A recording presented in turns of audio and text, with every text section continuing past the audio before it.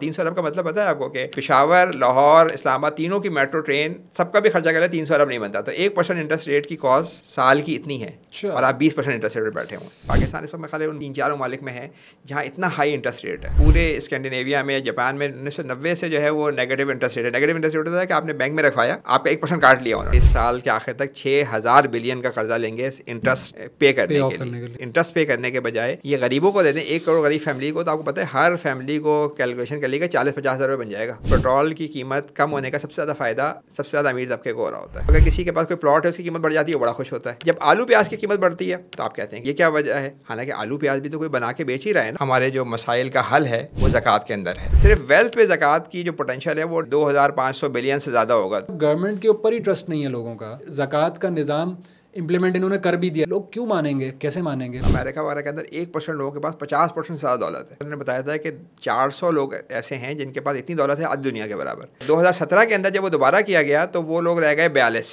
यानी अब एक बड़ी बस के अंदर वो लोग बैठ सकते हैं जिनके पास आधी दुनिया की दौलत है। तो क्या ये ज़रूरी नहीं है कि पहले करेक्ट लोग should be in power to implement the ज़कात सिस्टम, या ज़कात सिस्टम ही इम्प्लीमेंट कर दें, करेक्ट लोग बाद में आते रहेंगे? आपका सिस्टम ख़राब है तो इसलिए कोई अच्छा बंदा भी जाता है तो वो भी किसी न किसी तक करप्शन में इन्वॉल्व हो जाता है। जिस तरह हम ये कहते हैं ना कि इंटरेस्ट को ख़त्म होना चाहिए, उससे ज़्यादा फोर्स से हमें ये बात होनी चाहिए कि ज़कात का निज़ाम नाफिज होना चाहिए। ज़कात के एक माने ग्रोथ के भी हैं। ये नहीं है कि सिर्फ ये पर्सनल, उसके लिए इकोनॉमी भी ग्रो करेगी। ये डिस्कशन ना हम अपने जुम्मे के खुतबों में देख रहे हैं, ना अपने रिलीजियस जो बड़े लीडर्स हैं उनके ज़बान से आ रही है। 1% इंटरेस्ट रेट का गवर्नमेंट को नुकसान होता है तकरीबन 300 अरब रुपए का। लेकिन अगर आप कहते हैं कि इंटरेस्ट खत्म करके इस्लामिक बैंकिंग कर लें तो उससे गरीब की ज़िंदगी पे कितना फ़र्क पड़ा है। हम किन चक्करों में लगे हुए हैं। हम एक दिन इंटरेस्ट रेट को ऊपर करते हैं, फिर और ऊपर करते हैं, फिर नीचे करते हैं, मतलब एक फजूल काम में लगे हुए हैं। क्या आप कर रहे हैं? अल्लाह ताला के साथ आप जंग कर रहे हैं। तो जंग के नतीजे में तो यही पोजीशन होगी। कुरान के अंदर ये है कि ज़कात में ग्रोथ है और इंटरेस्ट के अंदर भी बरकती है। और ये आज का जो इकोनॉमिक सिस्टम है, जो सिस्टम ये साबित कर रहा है। हमारे पास एक यानी समझिए कि नुस्खा कीमिया है, लेकिन हम बता नहीं पा रहे, उसको मेन स्ट्रीम इशू नहीं बना पा रहे। अस्सलाम वालेकुम, welcome to Asad Ejaz podcast. और आज मेरे साथ मेहमान हैं कानित खलीलुल्लाह साहब। कानित साहब अस्सलाम वालेकुम। वालेकुम अस्सलाम। कैसे हैं? ठीक ठाक? अल्हम्दुलिल्लाह, आप खैरियत से हैं? अल्लाह का शुक्र, अल्हम्दुलिल्लाह। कानित साहब का एक इंट्रोडक्शन तो ये है कि माशाल्लाह चार्टर्ड अकाउंटेंट हैं, मुख्तलिफ़ कंपनीज़ को सर्व कर चुके हैं और इस वक्त भी एक अच्छी पोजीशन पर हैं। लेकिन दूसरा इंट्रोडक्शन ये है कि ही थिंक्स दैट ज़कात is the solution to the economic problems of Pakistan. कानित साहब इस मौजू के ऊपर आते हैं, लेकिन थोड़ा सा हमें अपना प्रोफेशनल बैकग्राउंड प्लीज़ बताइएगा कि आप क्या करते रहे हैं और क्या एक्सपर्टीज़ है आपकी। मैंने जी सबसे पहले तो मैंने यानी हिफ्ज़ किया है बिनोर टाउन में। अच्छा, माशाअल्लाह। और उसके बाद मेरा यानी मैट्रिक के बाद मैंने आदम जी कॉलेज में मेरा दाखिला हुआ प्री इंजीनियरिंग के अंदर। फिर मैंने मुझे CA करना था तो गवर्नमेंट कॉमर्स कॉलेज के अंदर, वहाँ से मैंने BCom किया है। और फिर मैंने ज्वाइन किया फर्गसन चार्टर्ड अकाउंटेंट्स। ठीक है। और वहाँ तकरीबन 4 साल की आर्टिकलशिप करके पहले मैंने ऑडिट में काम किया, फिर टैक्स में, और उसके बाद फिर मैंने यूनिलीवर ज्वाइन किया। वहाँ पे कोई 10 साल मुख्तलिफ पोजीशंस पे काम किया। हेड ऑफ़ ऑडिट के तौर पे मैंने यूनिलीवर को छोड़ा। और उसके बाद फिर मैं इस्लामाबाद मूव हो गया था। इस्लामाबाद में मैंने यूफ़ोन में कोई 10-12 साल काम किया है, मुख्तलिफ पोजीशन पे। एग्जीक्यूटिव वाइस प्रेसिडेंट फाइनेंस था मैं वहाँ पे। और अब मैं आजकल गुज़श्ता 1 साल से तकरीबन कराची में गुल अहमद में काम कर रहा हूँ। ठीक है। मैंने पिछले 3-4 साल से पहले मैंने एक यानी मुझे ज़रा शौक़ हुआ था पाकिस्तान के इकोनॉमिक हालात पे। और लोग चार्टर्ड अकाउंटेंट जो होते हैं उनका मेन काम जो है वो अकाउंटेंसी और कंपनी के अकाउंट देखना होता है। लेकिन मुझे ये लगा कि हमारा इस वक्त सबसे बड़ा मसला ये है कि मुल्क की इकोनॉमी, मुल्क की अकाउंटिंग ख़राब हो रही है। तो मैंने पिछले 3-4 साल से जो है मुझे शौक़ हुआ कि मैं ज़रा इस मामले में गौर करूँ। और उसकी जो वजह बनी वो ये कि मैंने सबसे कुछ अर्से पहले एक यूसुफ़ करदावी की एक बुक है, डॉक्टर यूसुफ़ करदावी, जो बहुत ही मशहूर मतलब इस वक्त अरब दुनिया के मेरे ख्याल पिछली सदी और इस सदी के मशहूर आलिम हैं।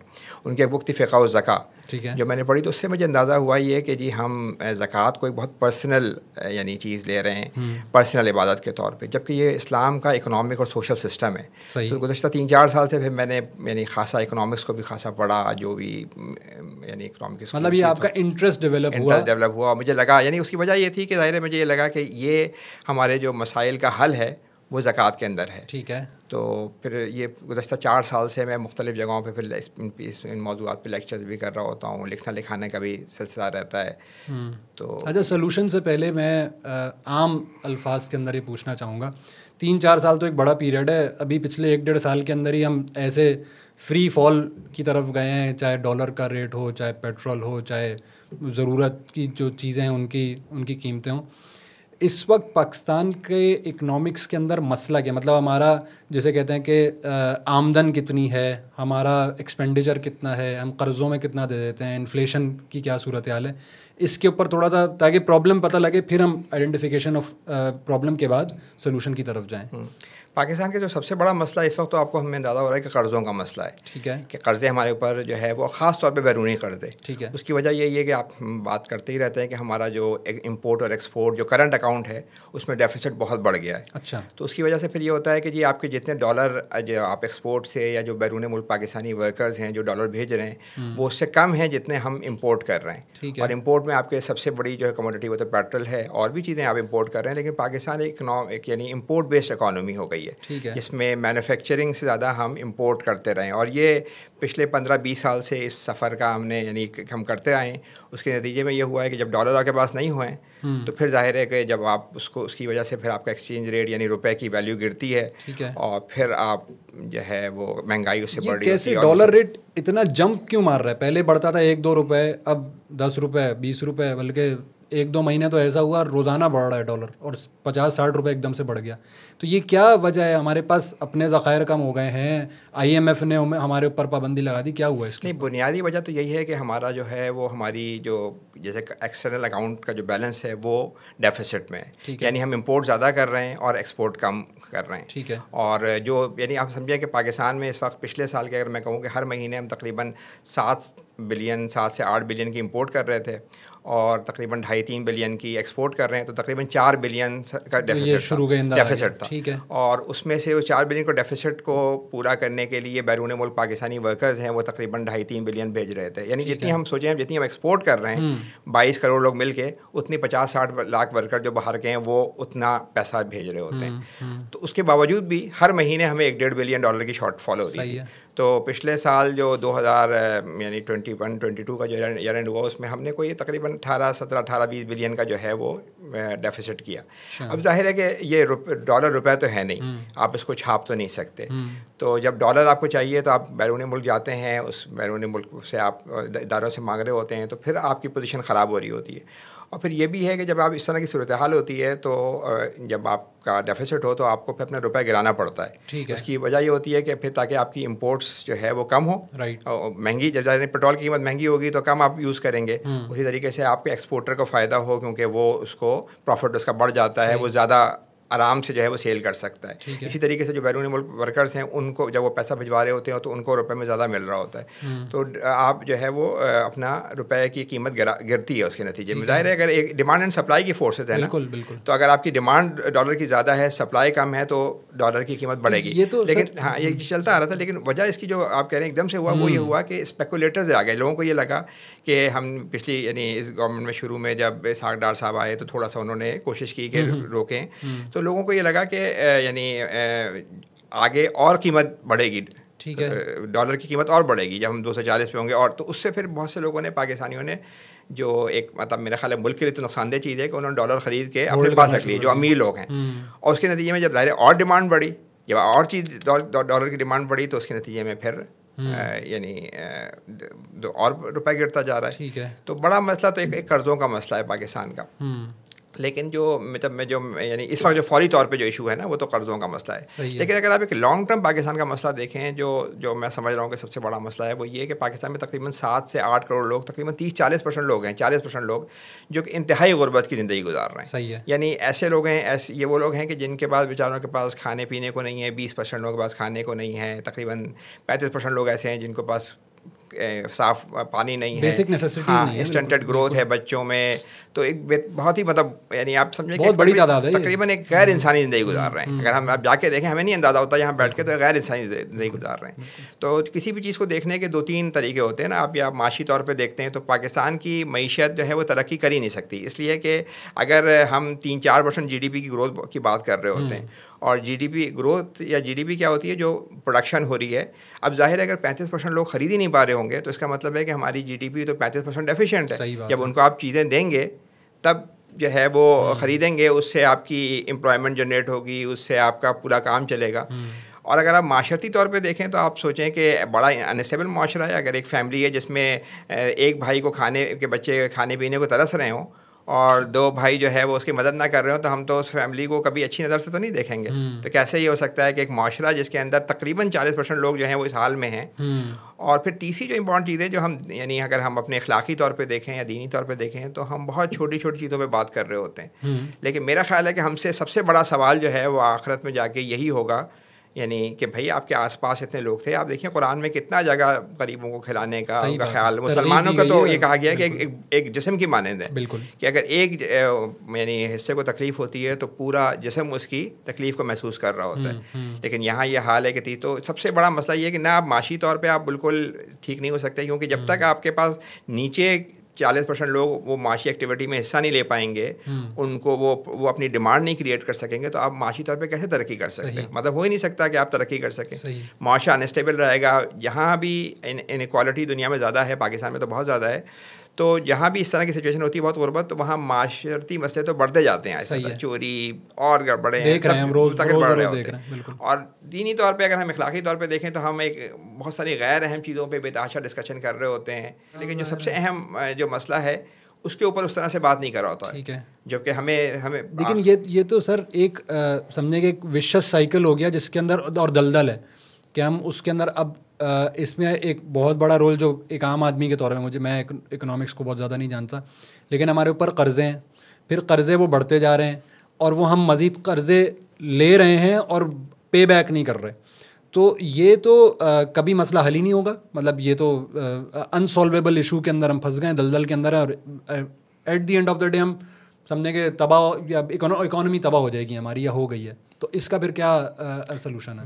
دیکھیں اس میں ہمارے جو قرضے کے نا 2 پورشنز ہیں. ایک تو بیرونی قرضہ ہے, یعنی جو میں کہہ رہا ہوں کہ ہر سال ہمارا جو ایکسٹرنل اکاؤنٹ ہوتا ہے اس میں جو ڈیفیسٹ ہوتا ہے ایکسپورٹ امپورٹ اور ریمیٹنسز کا, وہ ایک قرضہ ہے جو آپ کو ڈالر میں واپس کرنا ہے. ٹھیک ہے.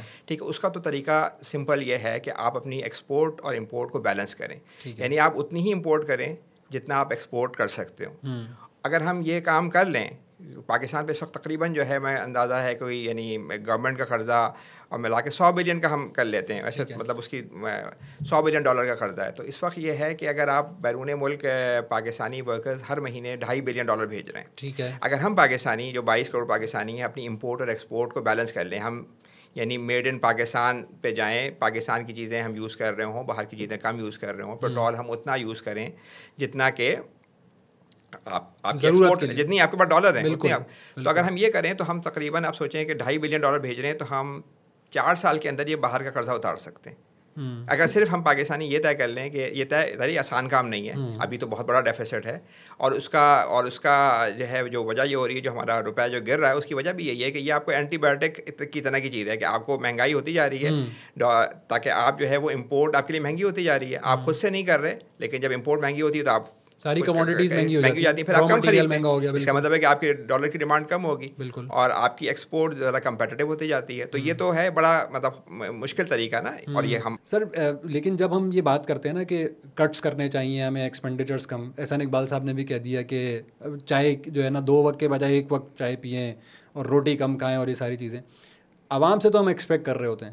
لیکن جو ایلیٹ ہے, جو لگزوریس آئٹمس گاڑیاں اور پتہ نہیں کیا کیا امپورٹ کر رہی ہے, اس کو ہم کوئی نہیں, یا جو ہمارے MNA MPAs فوجی طبقہ ججز ان سب کی جو سمجھیں کہ ہم نے فکس کیا ہے پیٹرولز اور ساری چیزیں, اس پر کٹ لگانے کو تیار نہیں ہے. تو کس اخلاقی سمجھیں کہ آپ پیرامیٹر کے اوپر آپ لوگوں سے ایکسپیکٹ کرتے ہیں کہ وہ کم کریں گے؟ نہیں, میں یہی کہہ رہا ہوں کہ میں نے یہ نہیں کہا کہ لوگ کم کر دیں. میرا مقصد یہ تھا کہ جو گورنمنٹ کی پالیسیز ایسی ہونی چاہیے کہ جس کے اندر آپ کی بالکل بات صحیح ہے کہ جو گاڑیوں کی امپورٹ ہے, پاکستان کی جو امپورٹ ہم کر رہے ہیں تقریباً اس میں سے 1/3 یا 20% جو ہے وہ صرف پیٹرول ہے. تو پیٹرول یعنی جتنی آپ تقریباً ایکسپورٹ کر رہے ہیں اس کا آپ پیٹرول ہی امپورٹ کر رہے ہیں. تو اس کے ساتھ ساتھ آپ گاڑیاں لیے جا رہے ہیں, اور آپ بالکل صحیح کہہ رہے ہیں کہ ابھی آج کل تو گاڑیوں کی قیمتیں تھوڑی سی اوپر ہو گئی, ورنہ اتنی ہم نے پچھلے 10-15 سالوں کے اندر گاڑیاں خریدی گئی ہیں کہ جو بڑے بڑے شہر ہیں وہ تو تقریباً چوک ہو چکے ہیں. کراچی کے اندر, لاہور کے اندر اتنی زیادہ ٹریفک ہے. اور بڑے شہروں میں ظاہر یہ ہوتا ہے کہ آپ ماس ٹرانزٹ چلاتے ہیں, جس کے نتیجے میں لوگوں کے لیے آسانی بھی ہوتی ہے, اور کیا کہتے ہیں پیٹرول کا خرچہ بھی کم ہوتا ہے. تو یہ جو بات یہ پالیسی کی بات ہے کہ آپ گاڑیاں اگر میں ٹیکس بریک دیں گے اور گاڑیاں آپ سستی امپورٹ ہو رہی ہوں گی, تو اس کے نتیجے کے اندر ظاہر ہے یہ تو پالیسی کی بات میں کر رہا ہوں. میں یہ نہیں کہہ رہا ہوں کہ آپ چائے, ظاہر ہے کہ جو بالکل اسینشیل بچے یعنی غریب آدمی جو ہے وہ ناشتہ ہی ایک روٹی ہے چائے کے ساتھ کر رہا ہے, تو وہ تو بالکل غلط بات ہے. جو امیروں کو ہی کم کرنا ہے. پاکستان کے ان حالات کا جو مین وہ ہے, یعنی جو آپ کہہ رہے ہیں کہ جو آج کل حالات ہیں اس میں اس کی بڑی وجہ امیر طبقہ ہی ہے کہ وہ امپورٹڈ چیزیں یوز کر رہا ہے. مطلب ایک زمانہ یہ تھا کہ میں جب یونیور میں تھا تو ہم لوگ کی جو ہے بہت بڑی تعداد میں یہاں بھی صابن بنتے تھے, لیکن امپورٹڈ صابن ہوتے تھے اور لوگ پریفر کر رہے ہوتے تھے ان صابن کو, حالانکہ ان کی قیمت بھی زیادہ ہوتی تھی, فارمولیشن بھی ایک ہی طرح کی ہے, لیکن لوگوں کو یہ ہوتا تھا کہ بھائی امپورٹڈ چیزیں جو ہے وہ خریدیں. تو جو امیر طبقہ ہے وہی یعنی وہ امپورٹڈ چیزیں یوز کر رہا ہے, اور اس کے نتیجے میں کیا ہو رہا ہے کہ پاکستان ایک ٹریڈنگ اکانومی بن گیا, اور صرف امپورٹ کام نہیں بلکہ آپ کو اپنی جو ہے وہ ایکسپورٹس بڑھانی بھی چاہیے. ظاہر ہے آپ کی سیکٹرز ہیں جن پہ آپ کو کام کرنا چاہیے. یہ جو بچے بڑا اچھا کام کر رہے ہیں آج کل آئی ٹی کا, اب آئی ٹی کے اندر وہ انڈیا دیکھیں نا ہم تو 100 گنا زیادہ ایکسپورٹ کر رہا ہے.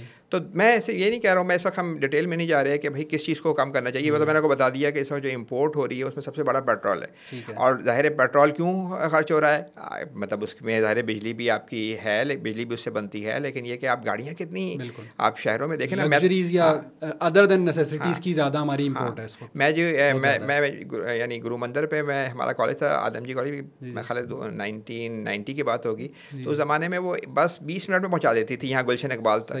اب آپ دیکھیں کہ بیک ٹو بیک گاڑیاں چل رہی ہوتی ہیں. میں کسی سے یہ کہہ رہا تھا, میں نے کہا جب ہمارے بچے بڑے ہوں گے تو بس گاڑیوں کا مقصد یہ ہوگا کہ گاڑی میں جائیں, چابی لگائیں, اتر جائیں, کیونکہ گاڑی چلنے کی جگہ ہی نہیں ہے. تو اتنی گاڑیاں آپ نے امپورٹ کر لی ہیں, اور اس کا نقصان کیا ہوا کہ گاڑیوں جو کار ہیں وہ ان میں سے 80% جو بڑی کمپنیاں ہیں وہ ہونڈا ہو گئی یا ٹویوٹا ہو گئی, یہ زیادہ تو امپورٹ کرتے ہیں. یہاں پہ تو اسمبلی کر رہے ہیں, تو آپ کا کتنا ڈالر باہر جا رہا ہے, اور پھر جب وہ گاڑی آ کے وہ نہیں, پھر اس کے بعد اس پہ پیٹرول کتنا خرچ ہو رہا ہے. تو یہ آپ کی نیسیسٹی ہے یا اس کے لیے آپ قرضے لے رہے ہیں, اور آپ نے غریبوں کو پھنسا رہے ہیں. پاکستان میں اس وقت تقریباً 90% لوگوں کے پاس تو میرا خیال ہے کہ مطلب گاڑی یا موٹر سائیکل ہوگی نہیں, تو ان کا تو اس کے لیے ہم مطلب مستقل ہم چاہ رہے ہیں کہ جی ہمیں چیزیں سستی ملتی رہیں اور ہم امپورٹ. تو دیکھیں اس وقت حالات تو ایسے ہیں کہ جس میں آپ کو اپنا امپورٹ کو بھی کرٹل کرنا ہوگا, ایکسپورٹ بھی بڑھانی ہوگی, اور یہ طے کرنا ہوگا کہ اس وقت یعنی مشکل حالات سے ہم نکلیں گے, لیکن ہمیں پتہ ہونا چاہیے کہ جی اس کے لیے ہمیں کچھ کام کرنا پڑے گا. ہم جو کہتے ہیں نا کہ پیٹرول سستا کر دیں, جب آپ پیٹرول سستا کر رہے ہوتے ہیں ظاہر ڈیفینیٹلی اس کی کنزمپشن بڑھ رہی ہوتی ہے. جو اسلام طریقہ بتا رہا ہے وہ یہ نہیں کہہ رہا کہ پیٹرول آپ سستا, اسلام یہ طریقہ بتا رہا ہے کہ آپ اپنے غریبوں کا جو خیال ہے, جو آپ کے وہ لوگ ہیں کہ جو بلو پاورٹی لائن رہ رہے ہیں, گورنمنٹ کا کام یہ ہے کہ وہ امیروں سے لے کے غریبوں کو دے. کیونکہ آپ دیکھیں نا, اگر ایک آدمی مرسیڈیز چلا رہا ہے, اس کا کنزمپشن جو ہے وہ 500 لیٹر ہے, اس کو تو پیٹرول سستے ہونے کا بہت فائدہ ہے. ایک غریب آدمی جو گاؤں میں سائیکل چلا رہا ہے, اس کو ڈائریکٹ فائدہ تو نہیں ہے. اب مہنگائی کی الگ بات ہے, لیکن اس کو ڈائریکٹ فائدہ اس کا نہیں ہو رہا. اور ہم یہ چاہ رہے ہیں کہ بھئی چاہے قرضے ہمیں لینے پڑیں, لیکن ہم پیٹرول جو ہے وہ سستا رکھیں. تو پیٹرول یعنی اگر ہمارے پاس بہت ڈالر ہوں, بہت ہم ایکسپورٹ کر رہے ہوں, تب تو بات صحیح ہے. اس وقت پاکستان میں آپ کو پتہ ہے پیٹرول حالانکہ مہنگا ہونے کے باوجود بھی یعنی کمپیریٹیو ڈالر ٹرم میں اور ممالک سے سستا ہے, تو زیادہ فائدہ اس کو امیروں کو جا رہا ہے. تو اسلام نے جو طریقہ وہ یہ نہیں بتایا کہ آپ طریقہ یہ بتایا کہ امیروں سے آپ طے شدہ رقم لیں, اور ہر غریب کا خیال رکھنا آپ کا کام ہے. اس وقت پاکستان میں آپ سوچیں کہ اگر ہم زکوٰۃ کا جو پوٹینشیل ہے, اس پوٹینشیل کو اگر کریں تو ہر غریب فیملی کو ہم اچھے خاصی اس طرح کی رقم دے سکتے ہیں کہ ان کی بنیادی ضروریات پوری ہوں.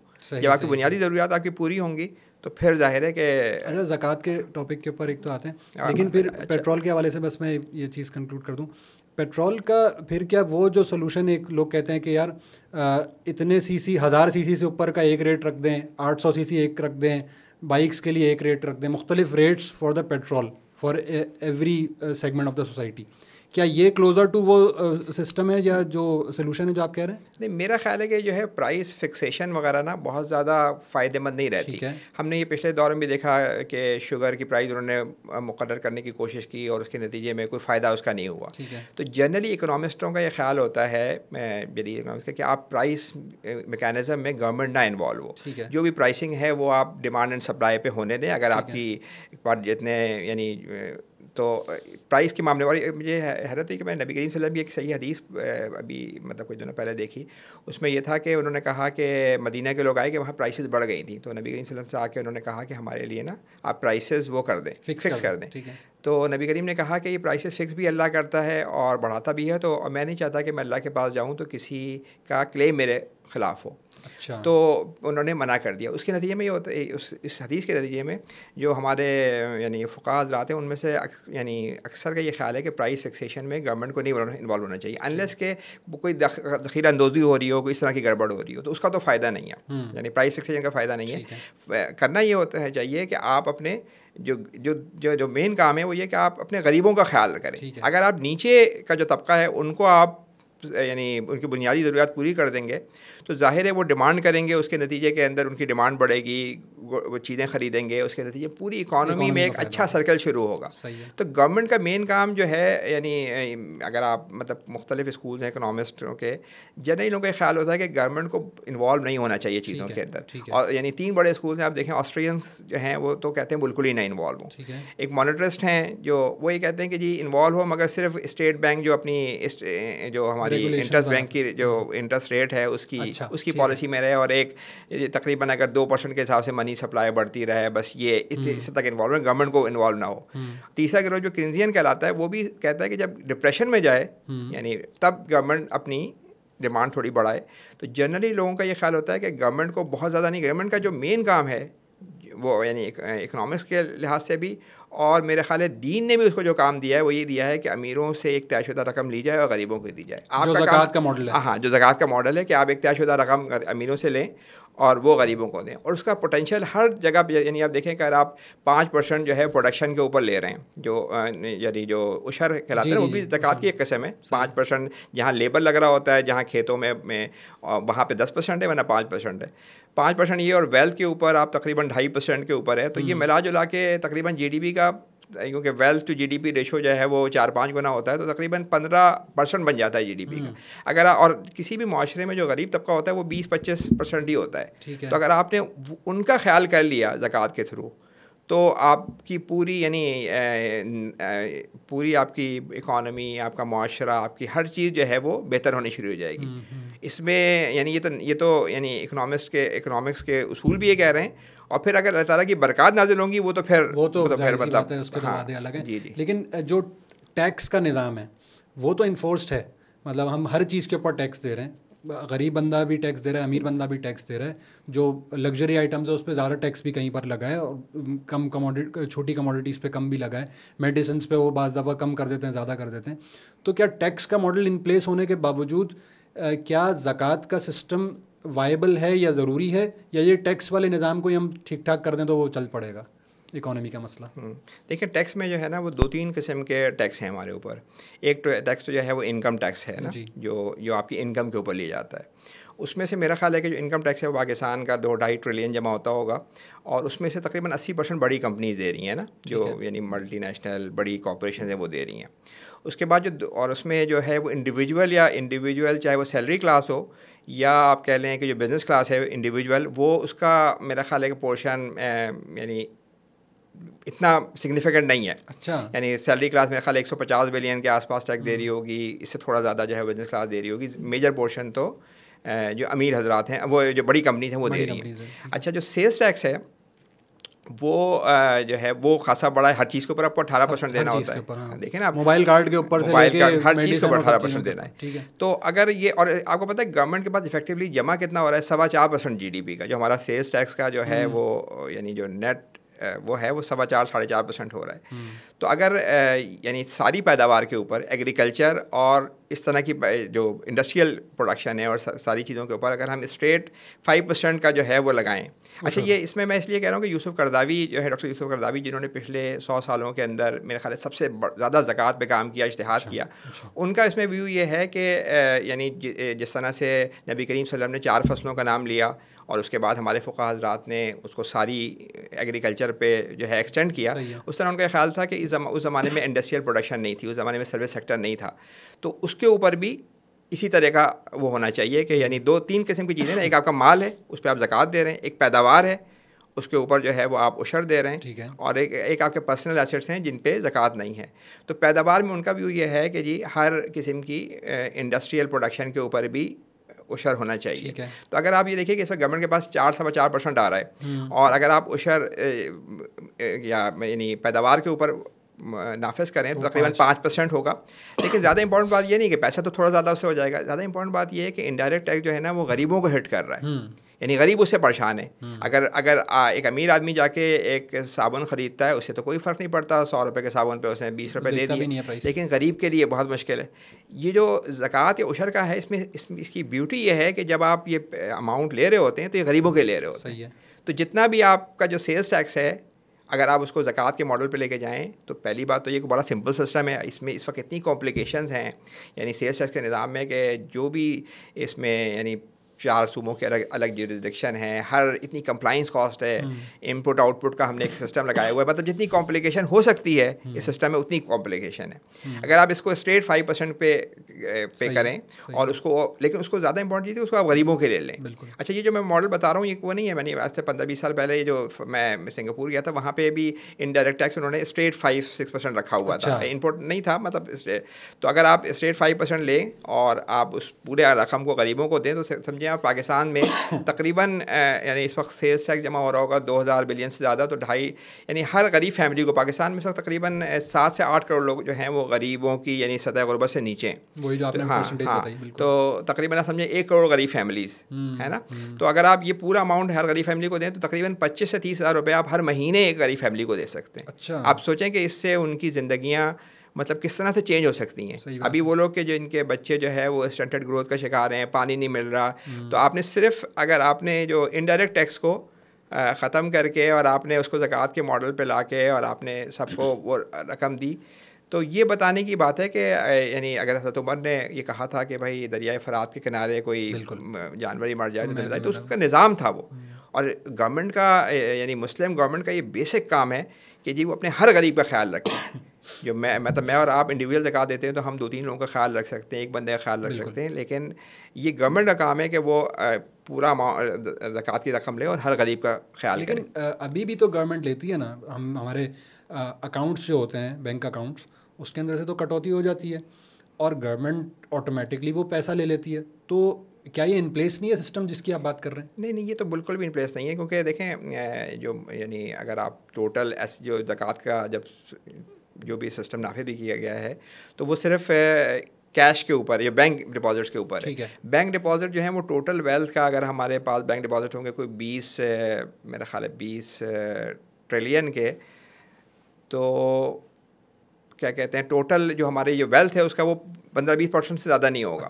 دوسری بات یہ ہے کہ یعنی آپ کی جو مین جو دولت ہے وہ تو ریئل اسٹیٹ کے اندر ہے, وہ فائنینشیل ایسٹس کے اندر ہے, زمینوں کے اندر ہے, بڑی بے شمار, وہ تو سب باہر ہیں. یعنی آپ 15-20% کو آپ پے کر رہے ہیں. اس کے بعد پھر یہ ہے کہ اس میں سے بھی یعنی ابھی تو یہ ہے کہ آپ جا کے ایک سرٹیفکیٹ جمع کرائیں تو میرے خیال ہے 99.9% لوگ تو نہیں اس میں سرٹیفکیٹ جمع کرا دیتے ہیں. تو وہ کوئی نظام نہیں ہے, مطلب وہ ایک سمجھیں کہ پورا جو بیت المال کا جو ان کا سسٹم ہے اس میں 4-5 بلین روپے جمع ہوتے ہیں زکوٰۃ کے نام کے اوپر, اور صرف ویلتھ پہ زکوٰۃ کی جو پوٹینشیل ہے وہ 2500 بلین سے زیادہ ہوگا. یعنی تو وہ کتنا, یعنی آپ کوئی جمع ہی نہیں کر رہے, ان ریگولیٹڈ ہے وہ. ہاں جمع ہی نہیں ہو رہا اس کے اندر. ابھی آپ دیکھیے نا کہ احساس پروگرام میں ہم مہینے میں اگر 1000 روپے آپ غریب فیملی کو دے دیں تو اس سے کیا ہوگا, ایک آپ نے باکس تو ٹک کر دیا کہ آپ 80 لاکھ خاندانوں کو دے رہے ہیں, مگر 1000 روپے سے تو آج کل گیس نہیں بھرتی. صحیح بات ہے. تو یعنی گورنمنٹ کا کام یہ ہے کہ اپنے غریب جو خاندان ہیں, جو غریب لوگ ہیں, ان کی بیسک ضروریات آپ کی رسپانسبلٹی.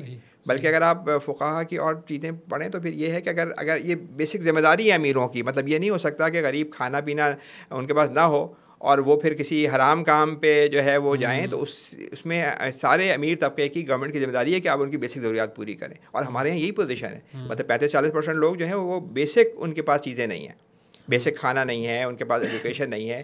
اچھا دنیا میں یہ غربہ یا اس طرح کی جو یعنی آپ کہیں کہ جو انیکوالٹی تو بہت جگہوں پہ ہے, لیکن یہ کہ جیسے امریکہ میں بھی میرا خیال اتنا امیر ترین ملک ہے, تو یہ جو ہم نے نظام بتا رہی ہے دنیا بھر کے لیے وہ ہے, یعنی یہ اپلیکیبل ہے کہ امریکہ اتنا امیر ترین ملک ہے, وہاں بھی 3-4 کروڑ لوگ جو ہیں وہ غربت میں یا فوڈ اسٹیمپ لے رہے ہیں, اس طرح کی چیزیں کر رہے ہیں. لیکن وہاں پہ کم سے کم یہ ہوتا ہے کہ اسکولز ہیں تو بچے اگر ان کے پڑھ جائیں غریبوں کے جو, تو کم سے کم وہ یعنی ان کو یہ نیکسٹ جنریشن جو ہے وہ شاید اوپر چلی جائے. پر نہیں ہے ہمارے یہاں تو دیکھیں جب آپ کو کھانے کو نہیں ہے, آپ کے پاس اسکولنگ میں اس طرح سے پڑھا, یعنی وہ اسکول میں جا ہی نہیں پاتے وہ لوگ. تو اس کا مطلب کیا ہے کہ نہ ان کے پاس ابھی کوئی موقع ہے نہ ان کی اگلی نسل کے پاس موقع ہے. یعنی آپ ایک ایسی پاورٹی ٹریپ میں ہیں کہ آپ کی اگلی 2 نسلیں اٹھ نہیں سکتی. تو آپ یہ سوچیے کہ جب اس طرح کے حالات ہوں, اس کے اندر ہم یہ کہیں کہ ہمیں اپنی ضروریات پوری نہیں, تو اسلام نے, دین نے تو بڑا زبردست طریقہ بتایا. یعنی ہمارے پاس ایک نسخہ کیمیا ہے کہ اگر ہم اس کو نافذ کریں کہ ہم نے, یعنی ہمیں ہر اپنے غریب کا خیال کرنا ہے, اور آپ طے کر سکتے ہیں اس وقت ہماری منیمم ویج ہم نے رکھی ہوئی ہے, میں خیال 25,000 روپये. 25,000 روپये بھی بہت کم ہے, لیکن اگر آپ, تو یہ 25,000 روپये اس وقت منیمم ہوگی کہ جب یہ ہر آدمی کو مل رہی ہو, ہر خاندان کو. ابھی تو دیکھیں آپ کے پاس جابز ہی نہیں ہے بے شمار لوگوں کے پاس. تو اگر لوگوں کے پاس جابز ہی نہیں ہے تو زکوٰۃ کا کام یہ ہے, زکوٰۃ کے تھرو گورنمنٹ کو یہ کرنا ہے کہ اپنی ہر غریب, جتنی غریب خاندان ہیں, 1 کروڑ فیملیز ہیں, ان کا بیسک ضروریات پوری کرنی ہے. ٹھیک ہے. اور اس کے نتیجے میں نے آپ کو جو بتایا کہ آپ کی اکنامی بھی ترقی ہوگی, آپ کا سوشل سرکل بھی بہتر ہوگا, آپ اخلاق, یعنی پاکستان ایک سمجھیں ترقی کی اور راہ پہ چلے گا اوور آل. لیکن آپ یہ سوچیں کہ ان 80 یعنی ان فیملیز کا کی زندگی میں تو انقلاب ہے. بالکل. اور یہ لوگوں کو 1,000 روپیہ بھی جوڑ توڑ کے مل رہا ہے, اگر 25,000 مل جائے تو 25 ٹائمز, مطلب ہم, یہ میں صرف عشر کی بات کر رہا ہوں. ابھی میں نے ویلتھ کا نہیں بتایا. میں تو بتا رہا ہوں کہ یعنی آپ اگر آپ کسی ایک ہر فیملی کو 30, 35, 40,000 روپے مہینے کا آپ دے سکتے ہوں, اگر وہ خود نہیں کما رہے ہوں, یعنی اگر خود کما رہے تو آپ اس میں سے ڈفرینشیل ہے, اس کا تو میکینزم کرنا ہوگا. لیکن اگر آپ اتنے پیسے دے سکتے ہو تو پھر آپ دیکھیے نا کہ اس کے نتیجے کے اندر, یعنی ان کے بچوں میں سے, اس وقت ان کے بچوں میں سے تو کوئی بزنس مین تو بن ہی نہیں سکتا, کوئی ٹیچر نہیں بن سکتا, کوئی انجینئر نہیں بن سکتا, کوئی ڈاکٹر. اس کا مطلب یہ ہے کہ آپ بہت محدود جو آپ کا طبقہ ہے وہ صرف اوپر جا سکتا ہے. جنہوں نے اچھی ایجوکیشن اچھے اسکولوں سے لے لی ہے وہ صرف اوپر جا رہے ہیں, بقیہ تو اس کے نتیجے میں تو پاکستان کا پھر برا ہی حال ہونا ہے. صحیح. اور یہ بات ہمیں سمجھنی چاہیے کہ تاریخ کے اندر یہ بالکل واضح ہے کہ جب بہت زیادہ انیکوالٹی, بہت زیادہ غربت ہوتی ہے نا, تو اس کے نتائج پھر ایسے ہوتے ہیں کہ وہ الٹیمیٹلی وہ امیروں کو بھی بھگتنے پڑتے ہیں. یعنی یہ نہیں ہو سکتا آپ کہیں کہ بھائی میں صرف غریبی بھگتتے رہیں گے, جو گیٹڈ کمیونٹی میں ہم بیٹھے ہوئے ہیں بڑے بڑے مکانوں کے اندر, ہم نہیں بھگتیں گے. جب یہ حد سے زیادہ بڑھتا ہے تو اس کے نتیجے میں جو چیزیں آتی ہیں, جو پرابلمز آتی ہیں, وہ پھر سارے امیروں کو بھی بھگتنی پڑ رہی ہوتی ہیں. صحیح بات ہے قانی صاحب. لیکن یہ بتائیں کہ یہ تو آپ نے وہ بتایا کہ جو اس کے اوپر ڈپازٹس کے اوپر زکوٰۃ کٹ رہی ہے اور وہ آٹومیٹکلی کٹ جاتی ہے, لیکن ہماری ایک بہت بڑی کمیونٹی پورے پاکستان کے اندر ویسے تو دے رہی ہے نا, رشتہ داروں کو دے رہی ہے, مدارس کو دے رہی ہے, NGOs کو دے رہی ہے, جن پر وہ ٹرسٹ کرتے ہیں ان کو دے رہی ہے. تو اس پورے سائیکل کے اندر پھر کیوں اکانومی بہتر نہیں ہو رہی, یا یہ بالکل ان ریگولیٹڈ ہے اس وجہ سے یہ کام نہیں بن پا رہا؟ دیکھیں زکوٰۃ جو ہے نا وہ, یہ تو ہمیں سمجھنا چاہیے کہ یہ اجتماعی نظام ہے. ٹھیک ہے. مطلب یہ بڑا کلیئر ہے کہ دیکھیں 2 چیزیں ہوتی ہیں کہ زکوٰۃ ہے, خیرات ہے. خیرات جو ہے وہ آپ زکوٰۃ بالکل لازمی چیز ہے کہ جو اجتماعی نظام کے طور پہ لینی ہے. ہم اس کو بھول گئے. مسلمانوں میں 400-500 سال تک یہ نظام مطلب نافذ تھا. میرے خیال ہے تتاریوں نے بغداد حملہ کیا, اس کے بعد سے یہ نظام تقریباً سینٹرلائز نظام ختم ہو گیا. سینٹرلائز نظام ختم ہو گیا, اور اس طرح سے گورنمنٹ نہیں وہ کر رہی ہے. تو جو زکوٰۃ کا نظام ہے وہ اجتماعی نظام ہے, اور کسی بھی آپ نا انفرادی چیز کو آپ اجتماعی اس سے نہیں کمپیئر کر سکتے. اس لیے کہ پاکستان میں جتنا زکوٰۃ کا پوٹینشیل ہے اس کے نتیجے, اس کے مقابلے میں اگر آپ چیریٹی, ٹوٹل چیریٹی کو بھی دیکھ لیں گے نا, وہ اس کی 10%, 15% بھی نہیں ہوگی. اچھا. اس کی وجہ یہ کیا ہے کہ یعنی اگر آپ 10 لوگوں کو دیکھیں تو ان میں سے سب لوگوں کے پاس تو یہ شعور نہیں ہوتا بالکل کہ بھائی وہ اپنا جو ہے معاشرے کا حق خود سے ادا کریں. اچھا, یہ میں ان کی بات نہیں کر رہا, یعنی ایک مڈل کلاس ہے اور ایک وہ لوگ ہیں, کیونکہ کسی بھی مارکیٹ اکانومی کے اندر جو دولت جمع ہوتی ہے وہ کچھ پرسنٹ, 10-15% لوگوں کے پاس جمع ہوتی ہے. ٹھیک ہے. اگر اس طرح کا نظام نہ ہو ڈسٹریبیوشن کا, تو 90% دولت جمع ہو جاتی ہے. تو ان کے پاس اربوں روپے, اور اگر کسی کے پاس 100 ارب ہیں, اس کو 2.5 ارب زکوٰۃ دینی ہے, تو ان کے لیے اتنا مشکل ہے کرنا. تو یہ چیز بڑی لازمی ہے. آپ یہ سوچیں کہ نبی کریم صلی اللہ علیہ وسلم کا جب انتقال ہوا تو سب سے پہلے جو پہلا فتنہ آیا وہ یہ کہ لوگوں نے کہا کہ بھائی وہاں پہ کچھ قبیلوں نے کہ بھائی زکوٰۃ ہم اپنے قبیلے میں خرچ کریں گے یار. تو حضرت ابوبکر صدیق نے اس سے جہاد کا اعلان کیا. یعنی اتنی امپورٹنٹ چیز ہے, کیونکہ اسلام کی جو عمارت ہے نا وہ 2 بنیادوں پہ کھڑی ہوئی ہے. ایک نماز کا نظام اور ایک زکوٰۃ کا نظام. ہاں, زکوٰۃ, اور یہ وہ چیز ہے کہ جو قرآن میں بار بار بیان ہوئی ہے. بالکل. پچھلے دنوں ان کی کتاب پڑھ رہا تھا کہ ابوالکلام آزاد صاحب کی, جو انڈیا میں جمعیت علماء ہند کے بڑے, تو انہوں نے لکھا کہ میں نے کوئی 30 سال نا مستقل میں ہر روز, کہتے ہیں میں ان کا لکھنے کا اسٹائل ہی بڑا اچھا سا ہے کہ 30 سال ہر روز میں غور کرتا رہا ہوں کہ ہمارے مسائل کا کیوں ہیں اتنے. تو انہوں نے کہا کہ ہمارے مسائل کا حل اسی چیز کے اندر جو قرآن میں بار بار بتایا گیا, نماز کا نظام آپ کا ہو اور زکوٰۃ کا نظام ہو. اور اس پہ وہ یہ کہتے ہیں کہ زکوٰۃ کا نظام ایسا ہونا چاہیے کہ اجتماعی ہونا چاہیے, کیونکہ آپ انفرادی زکوٰۃ کو, انہوں نے اپنی کتاب میں لکھا کہ وہ زکوٰۃ اس طرح سے ٹریٹ ہی نہیں کر رہے ہوتے انفرادی زکوٰۃ, اتنی امپورٹنٹ. تو ایک بات تو یہ کہ پھر یعنی آپ سمجھے کہ 90% جو زکوٰۃ کا پوٹینشیل ہے وہ نہیں یوز ہو رہا ہوتا. اور پھر دوسری بات یہ ہے کہ جب آپ امیر غریب کو ڈائریکٹ دے رہا ہوتا ہے تو پھر احسان بھی جتا رہا ہوتا ہے. مطلب میں اسلام آباد میں رہتا ہوں, میں دیکھ رہا ہوں بہت سے لوگ ایسے کہہ رہے ہیں کہ اپنے ہی ملازم کو تنخواہیں تو بہت کم دے رہے ہیں, اس کو زکوٰۃ دے دی اور احسان بھی ہو گیا. اور پھر تیسری چیز یہ کہ جب آپ ایک اجتماعی طور پہ نہیں کر رہے ہوتے تو آپ کو نہیں پتہ کہ کہاں ایکچوئل جو ہے وہ ضرورت ہے اور کہاں جو ہے وہ آپ کہاں خرچ کر رہے ہیں. مطلب میں یہ کہہ رہا ہوں کہ کوئی مقابلہ نہیں ہے. میں اور آپ جو ہے وہ بہت آپ اچھے پیسے والے ہوں گے, آپ 10 لوگوں کا خیال کر لیں گے, لیکن یہاں 1 کروڑ غریب فیملیز ہیں, یہ 8 کروڑ لوگوں کی بات ہو رہی ہے. یہ جب تک یہ اجتماعی نظام نہیں ہوگا یہ نہیں ہو سکتا. اور نبی کریم صلی اللہ علیہ وسلم کی آپ یہ دیکھیں قرآن میں جو زکوٰۃ کے جو مداد بتائی گئی ہیں اس میں سے 8 مد میں سے ایک عاملین زکوٰۃ ہے. وہاں سے کلیئرلی پتہ چل رہا ہوتا ہے کہ یہ گورنمنٹ کا کام ہے کہ جی کسی بھی زکوٰۃ کلیکٹ کرنے والوں کے لیے وہ عاملین زکوٰۃ کا. اور نبی کریم صلی اللہ علیہ وسلم نے اپنے عاملین زکوٰۃ کے بارے میں جب آپ حدیثیں پڑھیں, جب وہ بھیجتے تھے لوگوں کو زکوٰۃ کلیکٹ کرنے کے لیے تو ان کی ہدایات ہوتی تھیں. ایک حدیث میں یہ کہ مجاہد کے برابر درجہ ہے اس کا, اس سے لوگوں کو کہا گیا کہ اچھی طرح مطلب لوگوں سے اچھی طرح پیش آؤ, مطلب پورا اس کا وہ ہے. پھر قرآن میں یہ کہ اگر جب ان کو اقتدار دیں گے تو جو ہے وہ یہ لوگ نماز اور زکوٰۃ کا نظام قائم کرتے, اقتدار کے ساتھ لنکڈ ہے. اور پھر آپ سب سے بڑی بات تو یہ جب ہم نے حضرت ابوبکر صدیق کا مثال دیکھی کہ جب اس وقت یعنی نبی کریم کا وصال ہوا تھا تو حضرت عمر بھی کبھی یہ ویو تھا کہ کہیں فتنہ نہ پھیل جائے تو آپ اس کو, تو انہوں نے بالکل اسٹینڈ اس پہ لیا. اور بعد میں حضرت عمر نے کہا کہ بھائی ان کی رائے بالکل صحیح ہے. اتنی امپورٹنٹ چیز ہے کہ جس پہ آپ یعنی انہوں نے کہا کہ کوئی رسی کا ٹکڑا یا بکری کا بچہ بھی کوئی دیتا تھا اور نہیں دے گا تو اس کے خلاف فائٹ ہوگی. فائٹ کا مطلب کیا ہے کہ آپ جہاد ہوگا اس کے خلاف. تو اس کی اتنی امپورٹنس ہے. اور اس کی امپورٹنس یہ ہے کہ آپ کبھی بھی کسی نظام کو جب تک کوئی اجتماعی نظام نہ ہو آپ سب کا خیال نہیں کر سکتے. اگر آپ یہ کہہ رہے ہیں حضرت عمر کہ بھائی ہر دریا کے کنارے جو ہے وہ جانور کے مرنے کی ذمہ داری بھی میرے اوپر ہے, تو پھر اس کا مطلب ہے کہ نظام آپ کو چاہیے. جب تک سسٹم نہیں ہوگا اور وہ سسٹم جو ہے جب تک آپ نافذ نہیں ہوگا تو آپ اس کو نہیں کر سکتے. تو یہ تو بیسک رسپانسبلٹی ہے میرا خیال ہے کسی بھی مسلم گورنمنٹ کے اوپر کہ وہ یہ بیسک کام کرے, اور ہمیں تقاضا بھی اسی کا ہی کرنا چاہیے. اصل میں ابھی تک جو بات چل رہی ہے نا وہ یہ بہت آئیڈیل بات چل رہی ہے کہ ہاں بالکل زبردست قسم کے لوگ ہیں گورنمنٹ کے اندر, سمجھیں بیوروکریسی کے اندر, وہ زکوٰۃ بس امپلیمنٹ کریں گے اور مسئلہ حل ہو جائے گا. ہمارے یہاں تو سر جو گورنمنٹ ہے, کوئی بھی گورنمنٹ, پریزنٹ گورنمنٹ, پچھلی گورنمنٹ, سب سے پہلا مسئلہ یہ ہوتا ہے عدم اعتماد. لوگ گورنمنٹ کے کسی پروجیکٹ, ابھی گورنمنٹ نے اپیل کی ہوئی تھی نا کہ ٹرکی کے اندر زلزلہ آ گیا, وہ 10 روپے کی امداد دیں, فلڈ اس سے پہلے آیا, لیکن اس کا رسپانس کیا تھا اور جو باقی جو NGOs تھیں ان کا رسپانس کیا تھا, بالکل فرق ہے. تو جب گورنمنٹ کے اوپر ہی ٹرسٹ نہیں ہے لوگوں کا, گورنمنٹ کے اندر ہی کرپٹ ایلیٹ موجود ہے, تو پھر یہ زکوٰۃ کا نظام امپلیمنٹ انہوں نے کر بھی دیا. یہ سارے ہمارے جو آپ ڈسکشن کر رہے ہیں انہوں نے کہا ہاں بھائی اب صحیح اس طرح کٹے گا. لوگ کیوں مانیں گے, کیسے مانیں گے, اور کیا یہ کرنا کافی ہو جائے گا گورنمنٹ کے لیے, کیسے مسئلہ؟ نہیں, آپ کا یہ کویشچن بہت صحیح ہے کہ ڈیفینیٹلی اس میں ٹرانسپیرنسی کی بہت ضرورت ہے.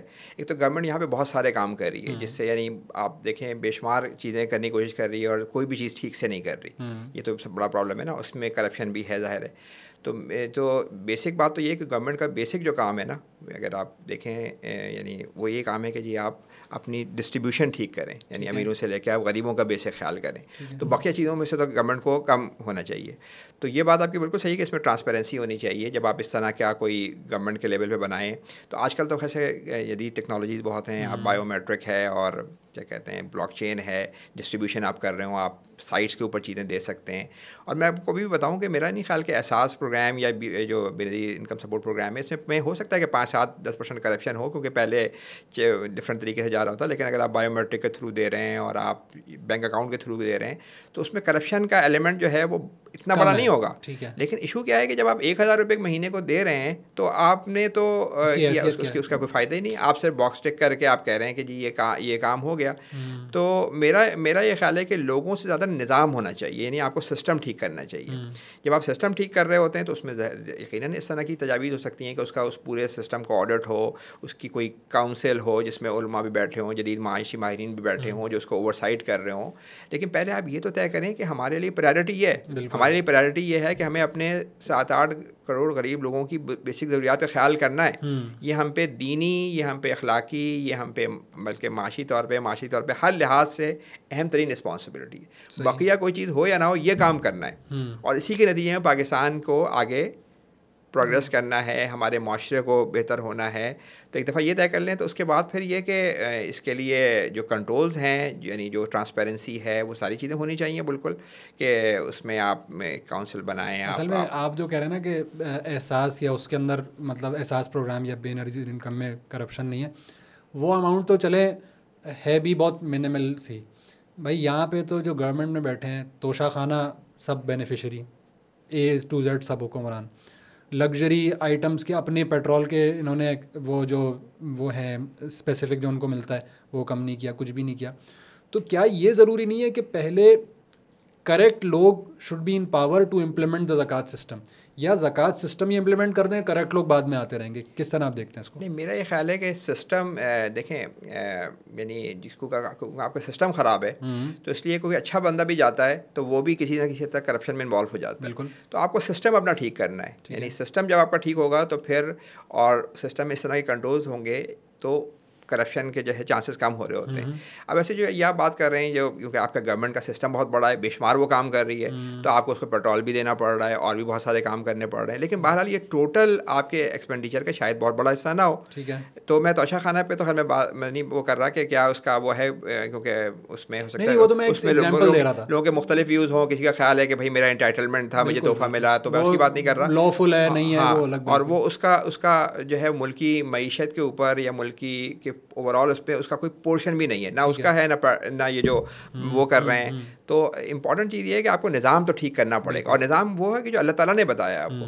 جب وہ نظام قائم ہوگا تو پھر ظاہر ہے کہ آپ میں اس میں کچھ یعنی کرپشن کی پریکٹسز بھی ہوں گی, لیکن آپ تقاضا تو کریں. اس وقت تو مین اسٹریم مطالبہ ہے ہی نہیں ہے ریلیجس طبقے کی طرف سے بھی. نہیں, میرا نہیں خیال کہ مین, کبھی بھی اب یہاں بات ہوتی ہے تو ہم زیادہ سے زیادہ جو ہے وہ انٹرسٹ پہ بات کر کے وہ ختم ہو جاتی ہے نا. لیکن میں آپ کو کہوں کہ زکوٰۃ جو ہے نا وہ اسلام کا ستون ہے, جس کے اوپر اسلام کی عمارت کھڑی ہوئی ہے. جو زکوٰۃ کی اہمیت اس لیے بہت زیادہ ہے کہ کنسنٹریشن بہت بڑھ رہی ہے دولت کی. یہ جو دنیا کے میں یعنی تقریباً اس وقت امریکہ وغیرہ کے اندر 1% لوگوں کے پاس 50% سے زیادہ دولت ہے, اور وہ جمع ہو جا رہی ہے. یعنی اگر آپ 1980 سے پہلے دیکھیں تو جب یہ کمیونزم وغیرہ تھا تو تھوڑا سا کیپٹلزم بھی تھوڑا کنٹرول میں تھا. ٹھیک ہے. اتنا زیادہ دولت کنسنٹریٹ نہیں ہو رہی تھی, اب مستقل بڑھے جا رہی ہے. ایک بڑا مشہور, کچھ لوگوں کے پاس زیادہ دولت, ایک بڑا مشہور ادارہ ہے آکسفم, اس نے کوئی 2010 میں ایک سروے کیا تھا, اس میں انہوں نے بتایا تھا کہ 400 لوگ ایسے ہیں جن کے پاس اتنی دولت ہے آدھی دنیا کے برابر. آدھی دنیا کے مطابق 400 لوگوں کے پاس. اچھا. تو ایک بڑے یعنی سمجھے آپ بڑے جہاز میں ایئر شپ کے اندر وہ لوگ بیٹھ سکتے ہیں. ان کو بٹھا کے غرق کرتے ہیں, سیٹ ہو جائے گا سب کچھ. نہیں, میں یہ نہیں کہہ رہا ہوں. تو 2017 کے اندر جب وہ دوبارہ کیا گیا تو وہ لوگ رہ گئے 42. یعنی اب ایک بڑی بس کے اندر وہ لوگ بیٹھ سکتے ہیں جن کے پاس آدھی دنیا کی دولت ہے. اور میرا خیال اب کریں گے یہ تو یہ شاید ہو سکتا ہے کہ 8-10 لوگ رہ جائیں جن کے پاس آدھی دنیا کی دولت. اور اس کی وجہ کیا ہے کہ آدھی دنیا جو ہے جو یعنی جو وہ ہے وہ تو خراب حالت کے اندر ہے. تو دولت کی کنسنٹریشن بڑھ رہی ہے, ہر جگہ بڑھ رہی ہے. امریکہ کے اندر بھی بہت بڑھ رہی ہے, اور جگہوں پہ بھی. اور ہمارے پاس ایک یعنی سمجھے ایک نسخہ کیمیا ہے, لیکن ہم بتا نہیں پا رہے کہ بھائی یہ اس کو مین اسٹریم ایشو نہیں بنا پا رہے کہ یہ مین اسٹریم ہے, ہمارے پاس حل موجود ہے. مطلب مجھے تو یہ لگتا ہے کہ شاید یہ کمیونزم وغیرہ بھی جب آیا تھا تب بھی اگر ہم یہ والی بات بتا رہے ہوتے ہیں کہ ہم اپنے غریبوں کا کس طرح سے خیال کر سکتے ہیں تو ایک آلٹرنیٹ ہوتا ہے کیپٹلزم کے سامنے. ایشو یہ ہے نا کہ دیکھیں اسلامی نظام کی جب آپ لوگ جب بات کرتے ہیں نا یا کوئی بھی بات کرتا ہے تو ذہن میں آتا ہے کہ اسلامی سزائیں اور نماز کی پابندی کرانا, عورت کا جبری پردہ کرا دینا, یہ ہم نے ہمارے ذہن میں ٹیون ہے. جیسے ہی ہم سوچتے ہیں نا اسلامی نظام تو اسلامی سزائیں آتی ہیں, یہ 2-3 چیزیں آتی ہیں. یہ شاید ہم سیل ہی نہیں کر سکے کہ اسلامی نظام تو شاید عدل ہے اور جو جسے کہتے ہیں کہ equal opportunity to every one ہے, زکوٰۃ کا یہ پورا نظام ہے. تو شاید میرے نزدیک شاید یہ ہے کہ ہم اس کو نہ سمجھ پائے, جنہوں نے سمجھانا تھا وہ سمجھا نہیں پائے, اور جب انہوں نے نہیں سمجھایا تو ہم کیسے آگے بہرحال سمجھاتے تھے. ایک چیز یہ بتائیں, ابھی آپ نے انٹرسٹ ریٹ کی بات کی, پاکستان میں انٹرسٹ ریٹ اتنا زیادہ کیوں ہے اور دنیا بھر میں آپ کہہ رہے ہیں کم ہے, تو اس کی کیا وجہ ہے؟ دنیا میں بھی پہلے سے یعنی جب یہ انفلیشن بڑھ رہا ہے تو اس کے لیے بڑا ہے. دیکھیں اکنامکس جو ہے وہ جنرلی یہ ان کا ویو یہ ہوتا ہے کہ جب آپ انفلیشن ہو رہی ہو تو ان کے پاس ایک ہی طریقہ ہوتا ہے کہ وہ انٹرسٹ ریٹ بڑھا دیتے ہیں تاکہ جو ہے وہ منی سپلائی ذرا کم ہو جائے. لوگ قرضے کم لیں تو منی سپلائی کم ہو جائے. اس کے نتیجے میں جو ہے وہ ان کا یہ خیال ہوتا ہے کہ آپ کی انفلیشن نیچے آئے گا. اچھا, پاکستان میں بڑی ڈفرینٹ سچویشن ہے, مطلب دنیا بھر میں بھی ہوگی کہ پاکستان میں اس وقت جتنے ہم نے ڈپازٹ جمع کرائے ہوئے ہیں بینکوں میں اس میں سے تقریباً 70-75% تو گورنمنٹ نے قرضہ لیا ہوا ہے. تو گورنمنٹ جب اپنا جو ہے وہ قرضہ لے رہی ہوتی ہے تو اگر وہ 1% انٹرسٹ ریٹ بڑھاتی ہے, اس وقت 20% انٹرسٹ ریٹ ہے, سوچیں آپ 1% انٹرسٹ ریٹ کا گورنمنٹ کو نقصان ہوتا ہے تقریباً 300 ارب روپے کا, 300 ارب روپے, کیونکہ اس وقت آپ کو پتہ ہے جتنا ہم ٹیکس جمع کر رہے ہیں, اگر ہم 7 ٹریلین جو ہے وہ ہمارا ٹیکس کی جو ہے وہ میرے خیال اس سال بجٹ میں جو بجٹ کے اندر انٹرسٹ کا جو خرچہ رکھا گیا ہے وہ 4500 بلین 4.5 ٹریلین رکھا گیا, لیکن جتنے ریٹ بڑھ گئے ہیں اس کے لحاظ سے یہ یعنی 70% ہمارا جو ٹیکس ہے نا وہ انٹرسٹ میں چلا جائے گا. تو یہ گورنمنٹ کی بڑی یعنی بیوقوفی ہے, اور کہنے کی بات یہ ہے کہ یہ مینلی تو یہ IMF کے پاس کریں, کیونکہ اکنامکس جنرلی یہ سمجھ رہے ہوتے ہیں کہ بھائی جب انفلیشن بڑھے تو آپ انٹرسٹ ریٹ بڑھا دیں.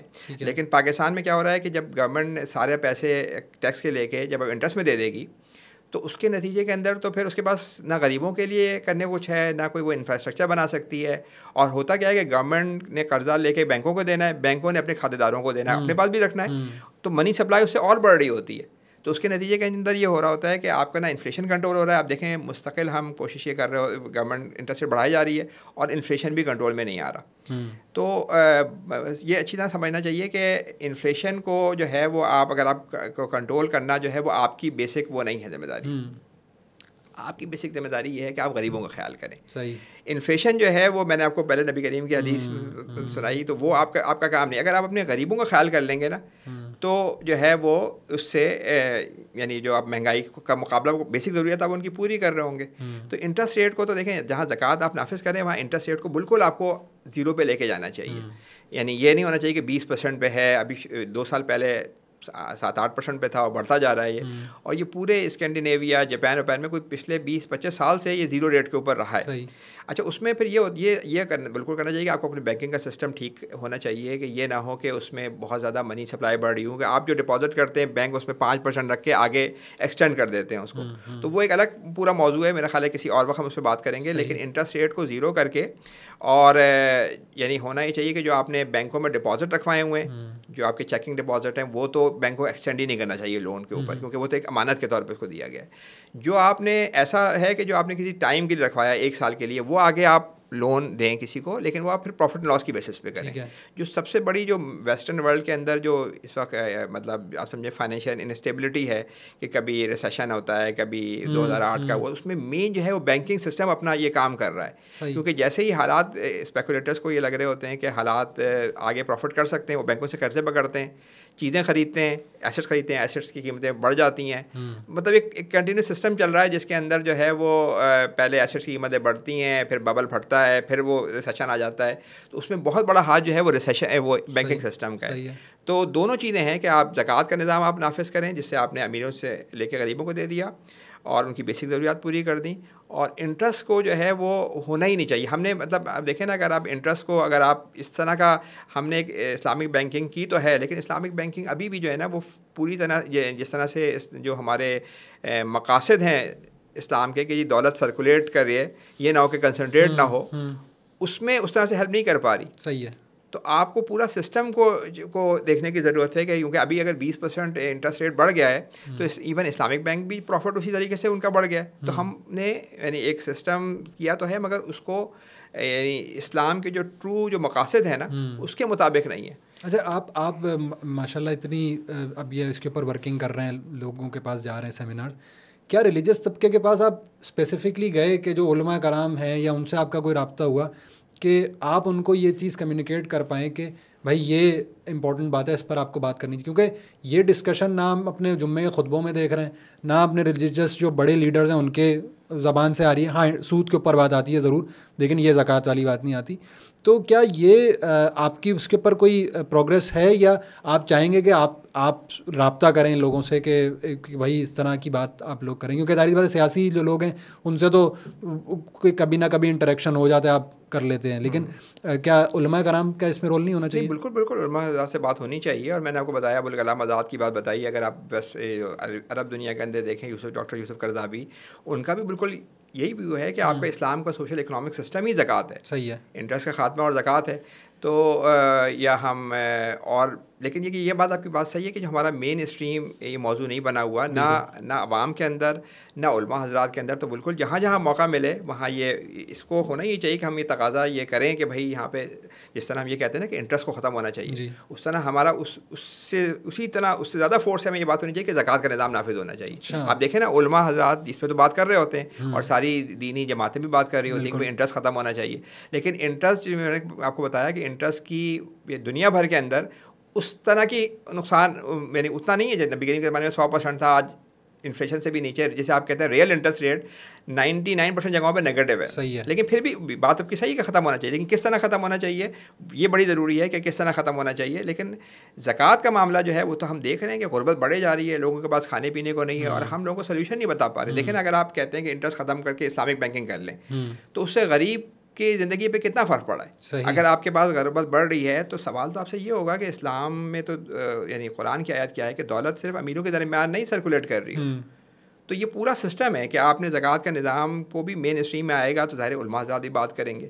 یہاں یہی ہے نا کہ جب آپ مین اسٹریم کو ایشو بنتا ہے تو اس کے اوپر سب بات کر رہے ہوتے ہیں. تو جہاں جہاں موقع ملے میرا خیال ہے ہمیں بالکل یہ بات کرنی چاہیے علماء حضرات سے بھی کہ بھائی یہ تو اسلام کا ستون ہے جس کے اوپر اسلام کی عمارت کھڑی ہوئی ہے, اس کا تقاضا کریں, اس کی ٹرانسپیرنسی کی بھی بالکل بات کریں, لیکن نظام کے نفاذ کی تو بات کریں نا. اور ساری جتنی میں دیکھتا ہوں کہ دینی جماعتیں بھی ہیں وہ بھی اکثر انٹرسٹ پہ ہو رہا ہوتا ہے. لیکن جو اسلام کا ستون ہے یعنی دونوں چیزیں ساتھ ساتھ وہ ہے نا کہ زکوٰۃ کے تھرو جو ہے وہ آپ دولت کو وہ کر رہے ہیں, ڈسٹریبیوٹ کر رہے ہیں, اور انٹرسٹ کے تھرو آپ ایکسپلائٹیشن کو ختم کر رہے ہیں. اب پاکستان میں نے آپ کو بتایا کہ انٹرسٹ یقیناً اہم بات ہے, لیکن یہ کہ صرف آپ یہ نہ کریں کہ آپ ایک اس کو ٹرو سینس میں چینج کرنے کی بات کریں. یہ کیوں 20% انٹرسٹ ریٹ ہے جبکہ سب کو پتہ ہے کہ بھائی 1% انٹرسٹ ریٹ کا جو ہے وہ گورنمنٹ کو کتنا نقصان ہو رہا ہے, نہ وہ غریبوں کو دے پا رہی ہے, نہ وہ انفراسٹرکچر بنا پا رہی ہے, اور آپ نے وہ رکھا ہوا ہے. تو یہ بالکل بات کریں, آپ کہیں کہ زیرو پہ آنا چاہیے اس کے اوپر. اور جو بھی جو پیسے لوگ رکھوائیں, اگر میں نے چیکنگ اکاؤنٹ میں رکھوائے ہوئے ہیں کرنٹ اکاؤنٹ میں, تو وہ بینک کیوں آگے لون کرے گا؟ اگر وہ بینک اس میں ہوتا ہے کہ امیر جو ہے وہ لون لے کے مطلب اس سے پروفٹ بہت بنا رہے ہوتے ہیں. اگر آپ انٹرسٹ ریٹ بالکل زیرو کر دیں اور 2% پہ آپ نے ان کو لون دے دیا تو وہ اس سے بہت پروفٹ بنا رہے ہیں. اور دنیا میں دولت کی جو کنسنٹریشن ہوئی ہے پچھلے 30-40 سال میں ویسٹ میں, اس میں ایک بہت بڑی وجہ یہ بھی تھی کہ بڑی بڑی کمپنیوں نے بہت سستی قیمت پہ لوگوں کا لون اٹھایا, اور اس سے اگر وہ یعنی اب سوچیں امریکہ کے اندر کورونا سے پہلے 1% سے بھی نیچے انٹرسٹ ریٹ تھا. یعنی اگر کوئی بندہ جو ہے وہ 30 سال میں 25 سال میں جاب شروع کرتا ہے اور وہ اپنے ریٹائرمنٹ کے لیے جمع کر رہا ہے کہ 60 سال میں ریٹائرمنٹ ہوگی, اور وہ 100 روپے 25 سال کی عمر میں جمع کرا کے اپنے ریٹائرمنٹ فنڈ میں ڈالتا ہے, تو 1% کے لحاظ سے 60 سال میں اسے 135 روپے ملیں گے بس. اور اس پیسے کو یعنی بڑی کمپنیز کتنا اسے پروفٹ انہوں نے کیا ہے. تو وہ لو انٹرسٹ ریٹ کا بھی وہ ہے. لیکن اسلام کا نظام یہ ہے کہ بھائی آپ اس کو پروفٹ اینڈ لاس والے ماڈل کے اوپر لائیں. پہلی بات تو یہ کہ جو میں نے آپ کے پاس بینک میں رکھوایا ہوا ہے, اگر اس سے آپ منی کریٹ ہی کرتے رہیں گے تو اس سے تو ہر وقت یہی انسٹیبلٹی رہے گی. جب لوگوں کو لگے کہ ایسٹ کی قیمتیں اوپر جا رہی ہیں, وہ بینکوں سے قرضے اٹھائے, اس سے ایسٹ خرید لیا, ایسٹ کی قیمت اوپر چلی گئی, اور پھر جو ہے وہ جب آہستہ آہستہ اوپر جاتی ہے اس کے بعد ببل پھٹتا ہے, تو پھر پوری فائنینشیل انسٹیبلٹی آ جاتی ہے. تو اور زیادہ امپورٹنٹ جو بات میں یہ کر رہا ہوں کہ جی گورنمنٹ کو اپنا کتنا نقصان ہو رہا ہے. آپ سوچیں نا کہ آپ ایک سائڈ سے وہ جمع کر رہے ہیں, ٹیکس جمع کر رہے ہیں مختلف اداروں سے لے کے, اور دوسری آپ نے ایک ایسی بوری بنائی ہوئی ہے کہ اوپر جا رہا ہے نیچے سے 6 ہے.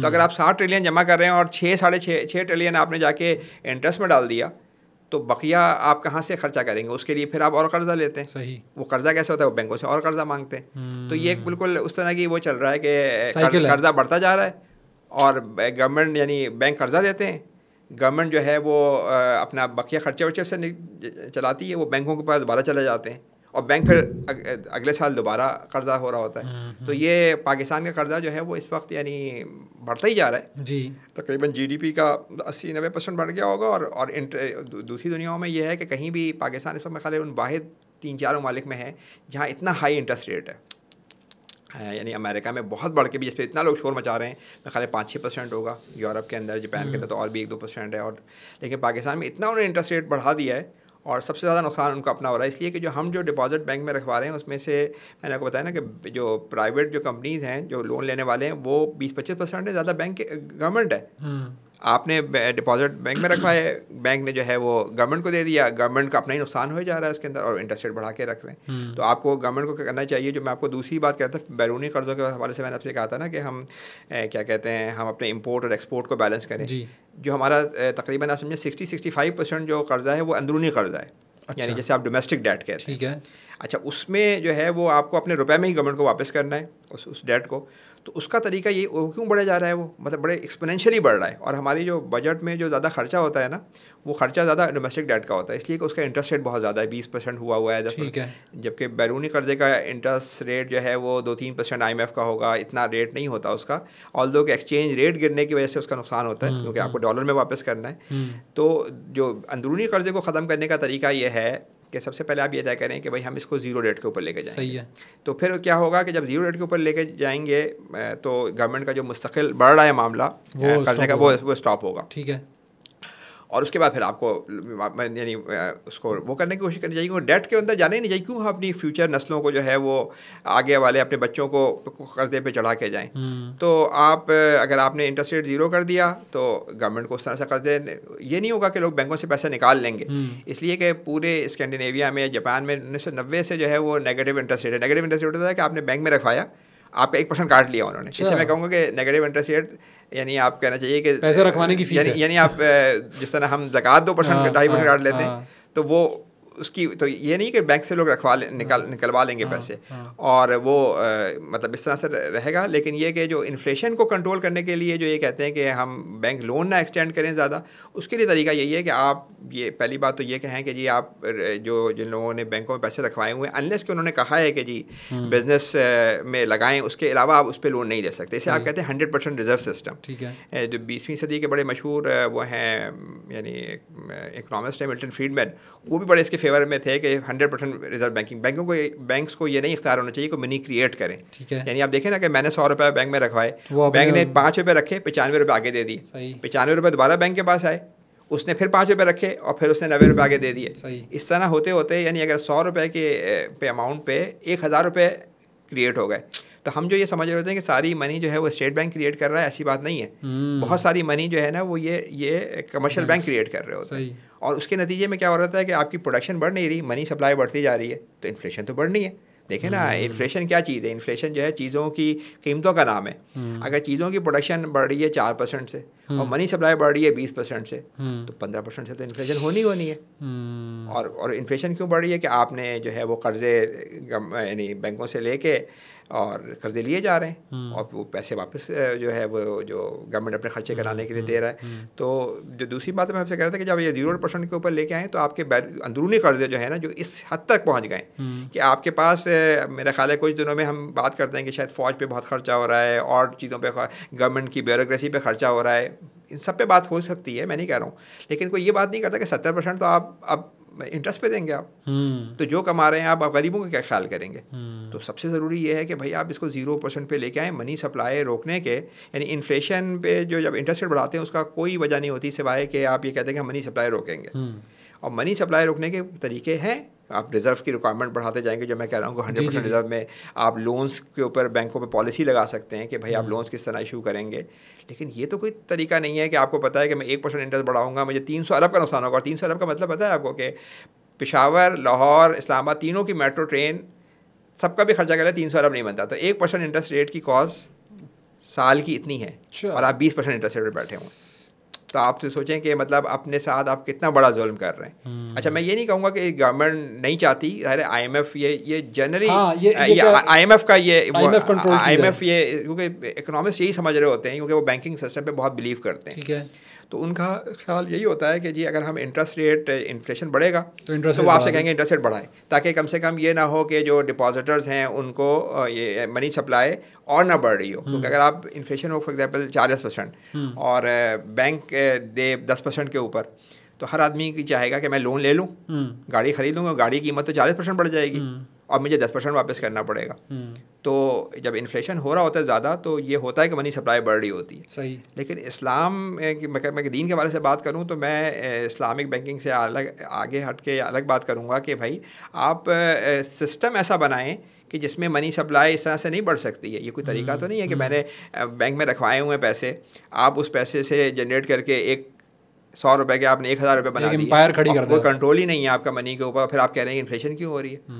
اچھا یہ بتائیں کہ آپ کی ماشاءاللہ چیزوں کے اوپر ایک بہت ایکسٹینسو نالج, لیکن آپ کے جیسے نظریات رکھنے والے کتنے اکانومسٹ ہیں, یا اکانومسٹ یا چارٹرڈ اکاؤنٹنٹس یا جو فائنانس کو سمجھتے ہیں, ان کو کتنوں کو آپ کنونسڈ ہوا سمجھتے ہیں کہ ہاں یہ زکوٰۃ, جس طرح آپ بالکل کنونسڈ ہیں اس کے اوپر, لیکن کیا ایسے اور بھی لوگ ہیں سوسائٹی کے اندر, پاکستان کے اندر یا چلیں کراچی کے اندر, یا آپ اکیلے ہی چلے ہیں جانے میں منزل اور ابھی کاروان بننا ہے اور پھر لوگوں کو سمجھ آنی ہے؟ نہیں دیکھیں, یہ لوگوں کو اگر جا کے یہ بیسیکلی تو یہ اکنامکس کا وہ ہے نا, میں نے آپ کو بتا چارٹرڈ اکاؤنٹنسی تو ذرا کمپنی کا اکاؤنٹنگ, اکنامسٹوں کی بات آپ کر لیں نا, یا یہ پبلک پالیسی والوں کی بات کر لیں, تو یہ بات سب کو پتہ ہے. دیکھیں یہ بات سب کو پتہ ہے کہ جی آپ کو کہ جب تک آپ اپنے غریبوں کا خیال نہیں کریں گے, غریبوں کے پاس پیسے نہیں آئیں گے, آپ کی GDP نہیں گرو کر سکتی. ٹھیک ہے, ہم سب سے زیادہ کیا بات کر رہے ہوتے ہیں, دیکھیں اکنامک انڈیکیٹر میں سب سے بات ہوتی ہے GDP کی, کہ GDP گروتھ. اچھا زکوٰۃ کی بڑی اہم بات ہے کہ زکوٰۃ کے ایک معنی گروتھ کے بھی ہیں, بالکل ایک پاکیزگی ہیں اور ایک گروتھ ہیں.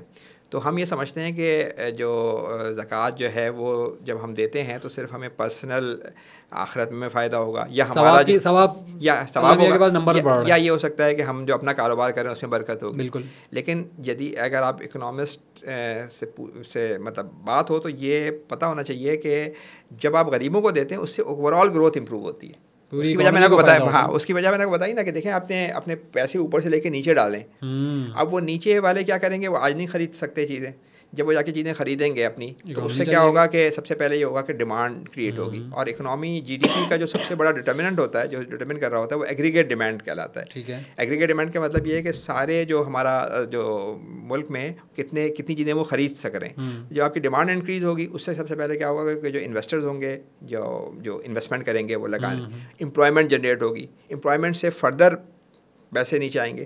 تو یہ زکوٰۃ بڑی امپورٹنٹ چیز یہ ہے کہ جو گروتھ کا اس کا نام ہے نا, یہ اکنامی کو بھی گرو کر رہا ہوگا. یہ نہیں ہے کہ صرف یہ پرسنل اس کے لیے, اکنامی بھی گرو کرے گی. اور پھر جب آپ ان لوگوں کو زکوٰۃ جب آپ دے کے غریبوں کو دیں گے, ان کے بچوں کی تعلیم ہوگی, ان کی اگلی نسل بہتر ہوگی, تو پھر آپ یہ سوچیں کہ اس میں اسکل بلڈنگ بھی ہے. دیکھیں نا, ایک تو یہ ہے کہ آپ نے ان کو پیسے دے دیے, صرف اس سے انہوں نے جو ہے چیزیں خریدیں اکنامی, لیکن جب آپ نے ان کو پیسے دیے تو اس سے ان کی پوری فیملی, اور یہ میں آپ کو بتاؤں کہ کئی دنیا میں زکوٰۃ کا نظام تو نہیں, لیکن مغربی دنیا کے اندر ارجنٹینا وغیرہ میں کئی جگہوں پہ ایسے وہ کیے گئے ہیں کہ انہوں نے, وہ تو بڑے سروے وغیرہ کرتے ہیں کہ انہوں نے ایک پورا طبقے کو لیا, اس کو انہوں نے پیسے دیے اور ایک کو نہیں دیے, اور دونوں کو کمپیئر کیا کہ بھائی 15-20 سال بعد یہاں پہ پیسے دیے ہیں. جو بھی سرویز ہوئے اس میں ہمیشہ اس طبقے ہیں جس کو پیسے ملے ہیں اس نے لانگر ٹرم میں بہت اچھا پرفارم کیا ہر لحاظ سے, مطلب ان کے بچوں کی تعلیم کے لحاظ سے, ان کی جو پروڈکشن کیپیسٹی کے لحاظ سے. تو اس پہ کئی سرویز آپ کو مل جائیں گے جس میں یہ بڑا کلیئر ہے کہ انہوں نے اچھا پرفارم کیا ہے. تو زکوٰۃ جو ہے نا اوور آل گروتھ کو لے کے آئے گی.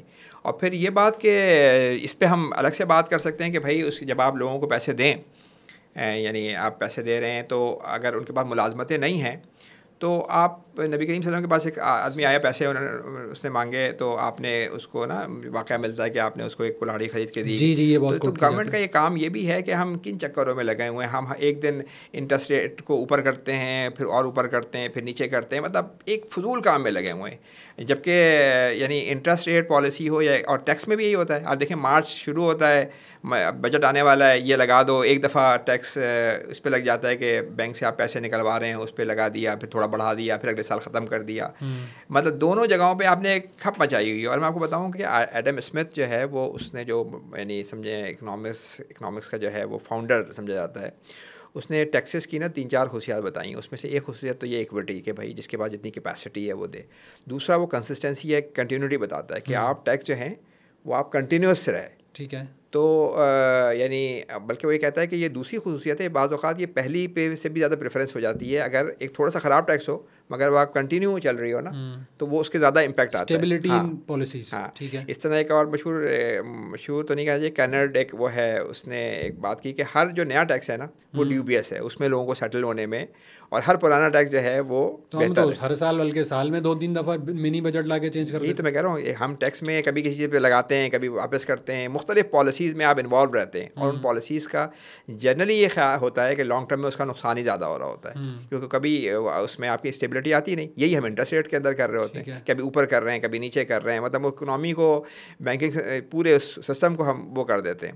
اچھا, زکوٰۃ کا نظام 1400 سال, یعنی اس میں ریٹ فکس ہیں کہ آپ کو جو ہے ویلتھ کے اوپر 2.5% دینا ہے, آپ کو پروڈکشن کے اوپر 5. یہ ہو سکتا ہے کہ آپ یعنی یہ بالکل آپ کہہ سکتے ہیں کہ نئے ایسٹس آئیں گے اس کے اوپر امپلیمنٹ ہوں گی چیزیں, جیسے میں نے آپ کو بتایا کہ انڈسٹریل پروڈکشن ہے, جیسے جو ہے وہ فائنینشیل ایسٹس ہیں, ریئل اسٹیٹ ہے اس کے اوپر. لیکن کیونکہ قرآن کے اندر جو ہے وہ جنرل بات تو کی گئی ہے نا کہ بھائی مال پہ اور اموال کے اوپر جو ہے وہ زکوٰۃ ہے.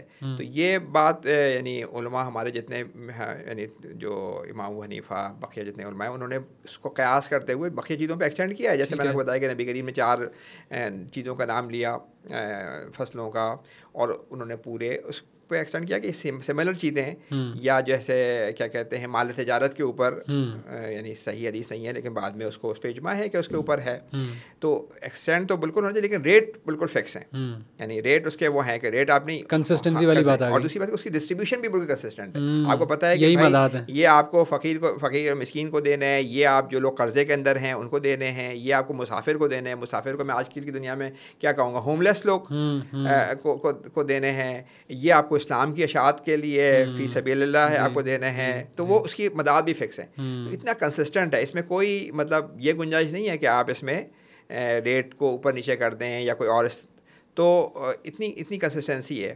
تو اس لحاظ سے میرا خیال ہے کہ یہ جو زکوٰۃ کا نظام ہے یہ آپ کی پورے معاشرے کے اندر اسٹیبلٹی بھی لے آتا ہے اکنامی کے اندر. لیکن آپ کی جو ساری بات ہے نا وہ لگ رہا ہے کہ گورنمنٹ سینٹرک ہونا چاہیے پورا زکوٰۃ کا نظام, جو کہ آپ نے بتایا بھی کہ کچھ عرصے سے نہیں تھا, کچھ 100 سالوں سے. لیکن جب آپ اب یہ کرنے جائیں گے, مثال کے طور پہ گورنمنٹ آج کہتی ہے نہیں بھائی اب پابندی لگ گئی ہے NGOs پہ زکوٰۃ لینے پہ, رشتہ داروں پہ بھی نہیں دے سکتے آپ, واٹ ایور, ٹھیک ہے. تو یہ تو ایک بہت بڑا ہرڈل تو یہیں پر آ جائے گا.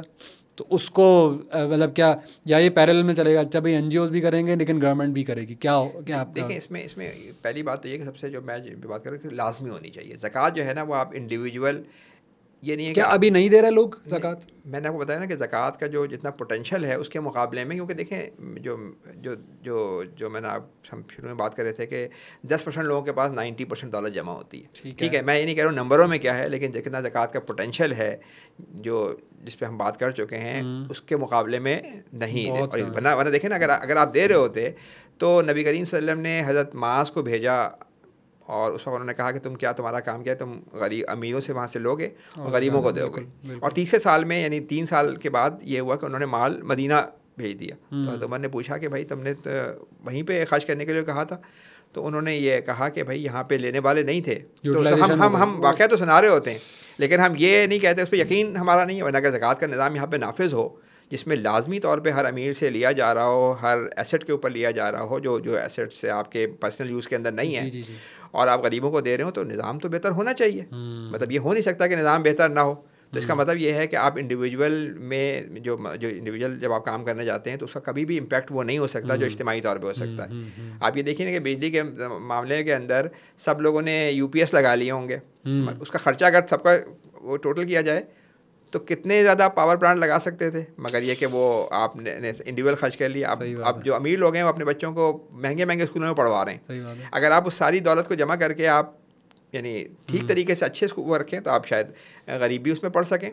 تو جو لازمی چیز ہے یہ سب سے امپورٹنٹ ہے. پھر آپ کا یہ بالکل اچھی بات ہے کہ جی NGOs بھی بہت سارا کام کر رہی ہیں, تو جب یہ سسٹم نافذ تو یہ بالکل ہو سکتا ہے کہ جیسے گورنمنٹ یہ طے کرے کہ جی جو بھی پیسہ آئے گا جب آپ زکوٰۃ دیں تو آپ 20-25% اپنا ریکمنڈ کر سکتے ہو کہ بھائی اس ادارے کو دے دیا جائے, تاکہ وہ ادارے بھی چلیں, جیسے بہت اچھے ادارے کام کر رہے ہیں. یہ نہیں ہو سکتا کہ آپ ان اداروں کو, لیکن بات یہ کہ جو 90% جو اصل مسئلہ اس طرف تو آ ہی نہیں رہا, جو لازمی نہیں ہے, جو لازمی نہیں کر رہے وہ تو آپ کریں نا پہلے, وہ لازمی کریں. اور پھر اس کے ساتھ یہ بالکل بات ہے کہ ٹرانسپیرنسی پہ بھی کام ہونا چاہیے.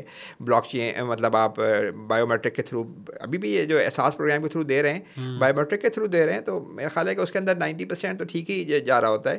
ایشو یہ ہوتا ہے کہ آپ دے ہی کیا رہے ہیں, مطلب آپ کیا دے رہے ہیں. آپ 1,000 روپے دے کے کہہ رہے ہیں کہ جی میں نے غریب کا خیال کر لیا, مطلب اس سے آپ کیا بیسک ضرورت پوری کر رہے ہیں؟ مطلب آپ دے بھی رہے ہیں اور اس کا کوئی فائدہ بھی کچھ نہیں ہے. تو یہ جو بات ہے کہ جی آپ کو لازمی ہونا سب سے ضروری ہے. یعنی یہ آپ کے احسان پہ نہیں منحصر ہے, امیروں کے احسان پہ, یہ بیناولنس نہیں ہے.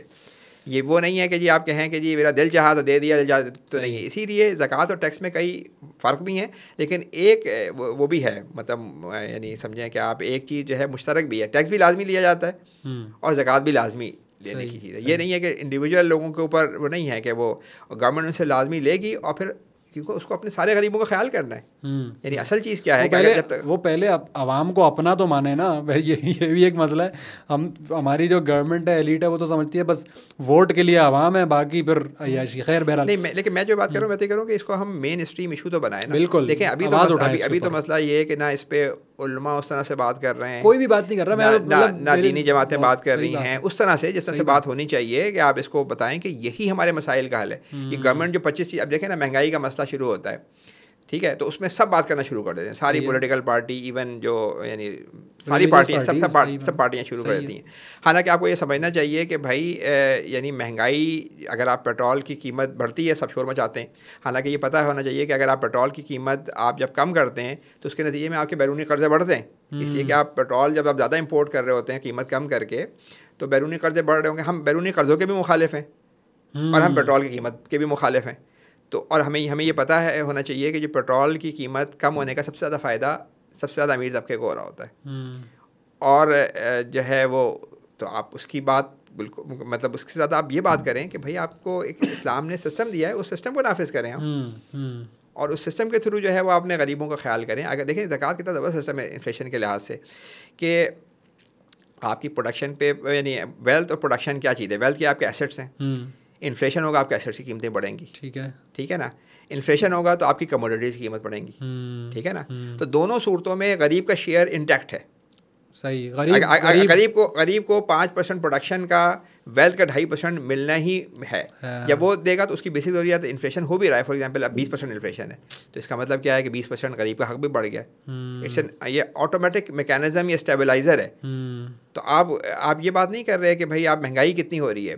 مہنگائی میں جو ہے وہ, مہنگائی میں بھی ہمیں سمجھنا چاہیے کہ مہنگائی کیا ہوتی ہے کہ ایک بندہ سیل کر رہا ہوتا ہے, ایک بندہ پرچیز کر رہا ہوتا ہے. تو اگر کسی کے پاس کوئی پلاٹ ہے اس کی قیمت بڑھ جاتی ہے, وہ بڑا خوش ہوتا ہے کہ بھائی دیکھو, حالانکہ وہ بھی تو مہنگائی ہے, کیونکہ غریب آدمی تو پھر مکان بنانا مشکل ہو رہا ہے اس کے لیے.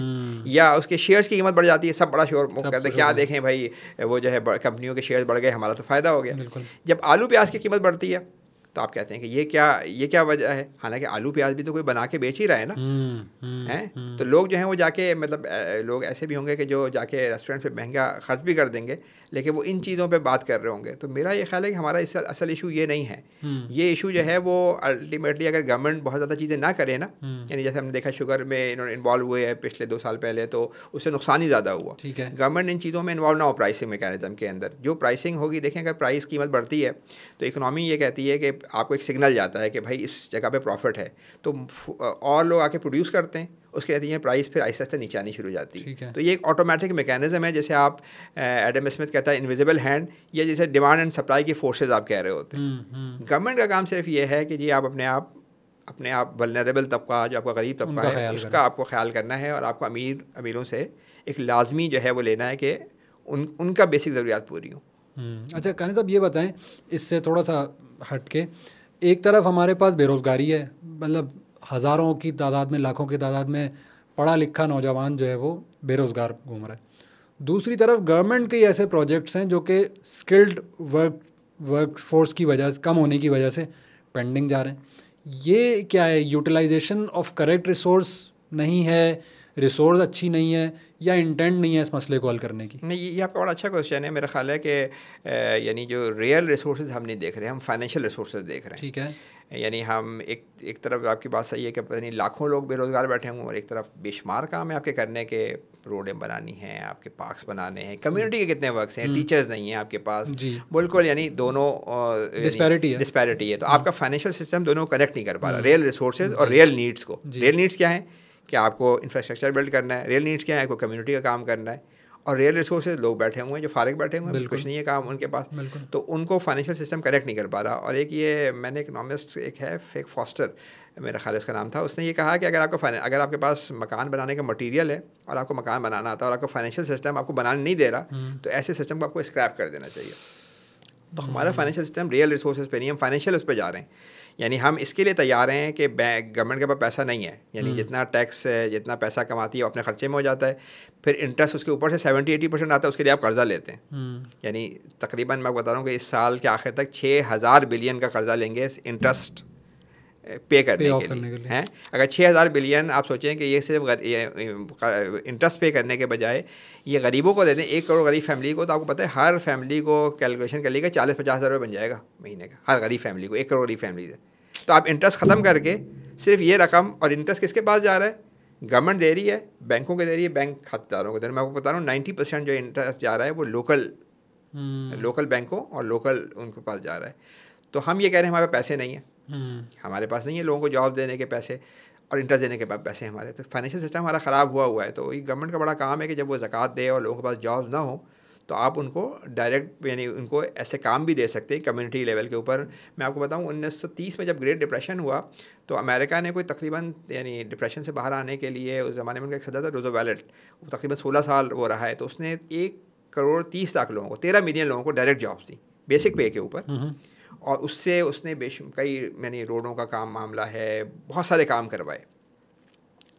تو اگر جب آپ کو لگے کہ بھائی یہ نہیں کہ آپ ہر جگہ پہ گورنمنٹ انوالو ہو جائے, اس لیے کہ اس میں اگر آپ گورنمنٹ کا سیٹ اپ بڑھتا جاتا ہے تو پھر اس کے ہم نے دیکھے ہیں وہ ادارے خراب ہو جاتے ہیں. جیسے آپ کا جو گورنمنٹ کے ادارے دیکھ ہی رہے ہیں, گورنمنٹ کا کام یہ کہ بیسک وے جو ہے نا, جیسے اگر آپ فار ایگزامپل کسی کو 30-40 ہزار روپے جو ہے وہ دے رہے ہیں مہینے کے اور اس کے پاس جاب نہیں ہے, تو آپ اس کو اس طرح کام بتا سکتے ہیں کہ بھائی تم تو تاکہ آپ کے ریئل ریسورسز یوز ہوں.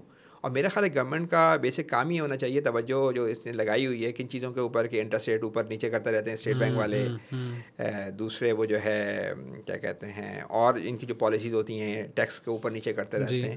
اس کی جگہ ان کا فوکس یہ ہونا چاہیے کہ ایک دفعہ آپ نے غریبوں کو دے دیا اور پھر غریبوں کے پاس اگر جاب نہیں ہے تو آپ ریئل ریسورسوں کو فارغ نہ بیٹھنے دیں, کیونکہ یہ نبی کریم صلی اللہ علیہ وسلم نے تو اس بندے کو کہا درخت کاٹنا ہے, اب درخت کاٹنا ہے. تو اس وقت نہیں اس طرح سے, اگر پرائیویٹ ادارے جو ہیں وہ نہیں کر پا رہے تو پھر یعنی پرائیویٹ اداروں کو پھر گورنمنٹ کو یہ چاہیے کہ ایسے مواقع پیدا کرے کہ انٹرنیٹ پہ بیٹھ کے کام کر سکیں. جو پڑھے لکھے لوگ ہیں, جو پڑھے لکھے لوگ نہیں ہیں, ان کو اور کام دیے جا سکیں. آپ کی کمیونٹی میں بے شمار کام ہو سکتے ہیں, وہ سارے کام دیں تاکہ آپ کی دیکھیں نا آپ کی ریئل ریسورس ضائع ہو رہی ہے. اور آپ یہ کہہ رہے ہیں کہ میرے پاس بجٹ نہیں ہے, بجٹ آپ کے پاس اس بات کا ہے کہ آپ انٹرسٹ پے کر رہے ہیں, اس کا بجٹ پورا نکلتا ہے. کیوں؟ آپ بینکوں سے قرضہ لے کے دے رہے ہیں. تو بات یہ ہے کہ یہ کہنا کہ بھائی میرے پاس پیسے نہیں, ریئل ریسورس تو موجود ہے نا. فائنینشیل سسٹم تو دیکھیں روپے کا سسٹم ہے نا, یہ ریئل ریسورس کیا ہے کہ ایک بندہ موجود ہے, ایک کام موجود ہے, آپ نے بندے کو کہا یہ کام کرو, اب اس کی پیمنٹ کیسے وہ کرنی ہے یہ آپ نے یہ آپ کو ہینڈل کرنا ہے. اور یہ آپ کا فائنینشیل سسٹم کرتا ہے جو ایک طرح سے میں نے آپ کو بتایا کہ بوسیدہ ہو چکا ہے, جس نے فنکشنل ہے مگر وہ خرابی پیدا کر رہا ہے, مطلب اچھائی نہیں پیدا کر رہا ہے. نہ آپ کا انٹرسٹ سسٹم جو آپ کا ہے وہ خراب کیا جا رہا ہے پورے سسٹم کو, اور جو آپ کا ٹیکس سسٹم ہے وہ آپ دیکھیں کتنے عجیب و غریب قسم کے کمپلیکیشنز ہیں. آپ نے سیلس ٹیکس لگایا ہوا ہے, آدھا اماؤنٹ آپ سیل ٹیکس سے جمع کرتے ہیں, آدھا. جو سب سے زیادہ سمجھا جاتا ہے ریگریسو ٹیکس, یعنی امیر کو بھی ہٹ کر رہا ہے, غریب کو بھی کچھ نہیں وہ کر رہا ہے کہ آپ کے پاس 1 کروڑ روپے آپ کما رہے ہو مہینے کا, آپ 10,000 روپے کما رہے ہو, آپ کو جا کے وہی ٹیکس جا کے دے دینا ہے ایک صابن کے اوپر. تو اس سے زیادہ خراب ٹیکس اس پہ آدھے جمع کر رہے ہیں آپ. پھر انکم ٹیکس جو ہے وہ یعنی سیلری کلاس ہے وہ اس سے کٹ جاتا ہے, لیکن لوگ خود تو نہیں, مطلب جو انڈیویجولز ہیں ان سے آپ لے ہی نہیں پا رہے ہوتے, تو وہ بڑی کمپنیوں سے آپ لے لیتے ہیں, بڑی کمپنیاں جو ہیں وہ دے رہی ہیں. تو ریگریسو سسٹم ہے, اس کے نتیجے میں آپ کہتے ہیں پیسے نہیں ہیں ہمارے پاس. یہ پیسے نہیں ہیں تو آپ نے قرضے اور لینے, قرضے کیسے دینے ہیں جی, ہمیں سود دینا ہے, اور سود دینے کے لیے پھر اور قرضے لینے ہیں. تو آپ کا ایک آپ ایسے وشیس سرکل میں پھنس گئے ہیں کہ بس قرضے لیے جائیں اور سود دیے جائیں, اور آپ کا جو ہے وہ جی ڈی پی. تو آپ کی یہ بات بالکل صحیح ہے کہ آپ کو ریئل ریسورسز کو یوز کرنے کا وہ یعنی وہ پلان ہونا چاہیے کہ ریئل ریسورسز کیسے یوز ہوں گی. اس کے ذریعے میں یہ کہ آپ یوز بھی کریں گے, اور پھر آپ کے جب ان کے پاس پیسے جائیں گے تو وہ پھر جب وہ خرچ کر رہے ہوں گے تو پھر اس سے بھی اکنامی امپروو ہوتی ہے. Sir final thoughts, road to the solution کیا ہے, اب کیسے حل ہوں گے یہ سارے مسائل, اس کے اوپر تھوڑی سی آپ مجھے بریف دیں. پہلی بات تو سب سے امپورٹنٹ بات ہے وہ تو یہی ہے کہ آپ زکوٰۃ کا نظام نافذ کریں. ٹھیک ہے. یعنی جتنی بھی آپ کی جو ویلتھ ہے اس کے اوپر آپ امیروں سے لیں زکوٰۃ لازمی طور کے اوپر, اور سارے غریبوں کا آپ کو خیال کرنا ہے. سمجھیے کہ پاکستان میں ویلتھ کے اوپر, ویلتھ اس وقت اگر ہماری جو جی ڈی پی ہے وہ 60-65 ٹریلین ہوگی, تو ویلتھ تقریباً 200-250 ٹریلین کے قریب ویلتھ ہوگی. ٹھیک ہے. تو اور یہ میں نے ہم نے ڈسکشن کیا ہے کہ 10% لوگوں کے پاس 70-80% دولار جمع ہوتی ہے. تو اگر آپ ان سے لیں گے تو تقریباً اتنی رقم ہوگی کہ ہر غریب, یعنی 2.5-3 ٹریلین اگر آپ جمع کر دیتے ہیں تو ہر غریب فیملی کو آپ 25-30 ہزار روپے آرام سے آپ دے سکتے ہیں, جس سے آپ ان کی بیسک ضروریات پوری ہوں گی پورا. تو پہلا چیز یہ. دوسرا یہ ہے کہ جو آپ کا انڈائریکٹ ٹیکس ہے اس کو آپ بالکل ختم کر کے آپ اسٹریٹ جو ہے وہ جو پیداوار کے اوپر اس میں ایگریکلچر بھی شامل ہونا چاہیے, اس میں نان ایگریکلچر, اس میں اسٹریٹ آپ 5% لے کے سب سے لیں. عشر والا سسٹم ہے, سب کو سے لیں, اور اس میں ساری کمپلیکیشن بھی ختم ہو جاتی ہے. اور یہ 5% بھی آپ غریبوں کو دیں گے. یہ اس لیے نہیں ہوگا کہ جی یہ انڈائریکٹ ٹیکس جو ہے وہ خراب سمجھا جاتا ہے.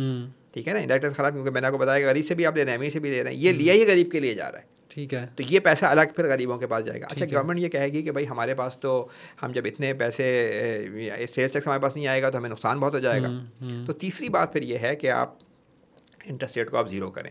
ٹھیک ہے. گریجولی زیرو کریں, اور منی سپلائی روکنے کے آپ کے پاس کئی طریقے ہیں, آپ اور طریقے یوز کریں. مجھے جو سمجھ میں آ رہا تھا, میں نے آپ کو بتایا کہ امانت کا کنسیپٹ ہے, جس کو یہ ہے 100% ریزرو والی بات, کہ آپ جو پیسہ چیکنگ اکاؤنٹ میں رکھے ہوں, جو کرنٹ اکاؤنٹ میں رکھا ہو, وہ آپ آگے ایکسٹینڈ نہ کر سکیں, تاکہ منی سپلائی بڑھ رہی ہے جس کی وجہ سے یہ انٹرسٹ ریٹ بڑھا رہے ہیں. تو اس کو روکنے کا یہ طریقہ یہی ہے کہ آپ انٹرسٹ ریٹ زیرو کریں. اس کا مطلب یہ ہے کہ آپ تقریباً سال کے اگر آپ انٹرسٹ ریٹ زیرو کریں گے, ظاہر ہے فارن ڈیٹ پہ تو آپ نہیں کر سکتے, فارن ڈیٹ پہ تو آپ لیکن وہ ٹوٹل انٹرسٹ کا 10% ہے, 90% تو ڈومیسٹک ڈیٹ پہ جا رہا ہے انٹرسٹ. تو آپ کا جو 6,000 بلین اس سال کا جائے گا, اس میں سے میجورٹی آپ کو آہستہ سے کم کرنا چاہیے, ختم کریں آپ انٹرسٹ ریٹ کے اوپر.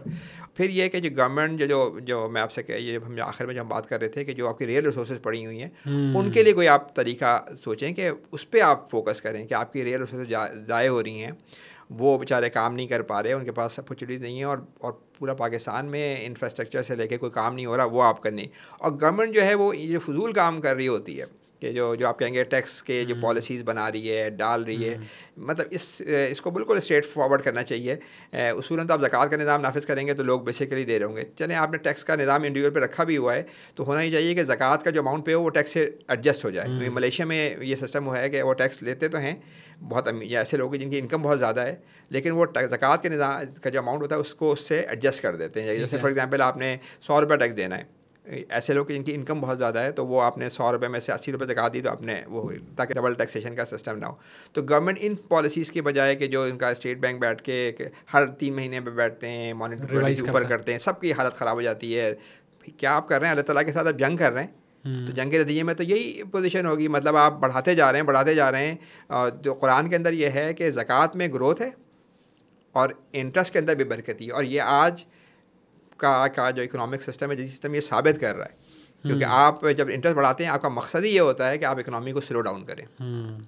لیکن اکنامی کو سلو ڈاؤن کرنے کے ساتھ ساتھ کیا ہوتا ہے کہ آپ جب آپ کے انٹرسٹ ریٹ بڑھنے سے جو گورنمنٹ کے اپنے جو خزانہ ہے وہ خالی ہو جاتا ہے, تو اکنامی سلو ڈاؤن نہیں ہوتی. تو آپ کو یعنی جو قرآن کی آیات جو ہم یہ کہتے ہیں نا کہ 1400 یعنی ہمیشہ کے لیے ہے, تو وہ اس کی ایک آیت کافی ہے آپ کے لیے کہ زکوٰۃ میں گروتھ ہے, آپ کی اپنی بھی گروتھ ہے, آپ کے خاندان کی بھی گروتھ ہے, اور کہ میں خیال ہے کہ پورا سمجھیں آپ کے پورے اکنامی معاشرے کی بھی گروتھ ہے.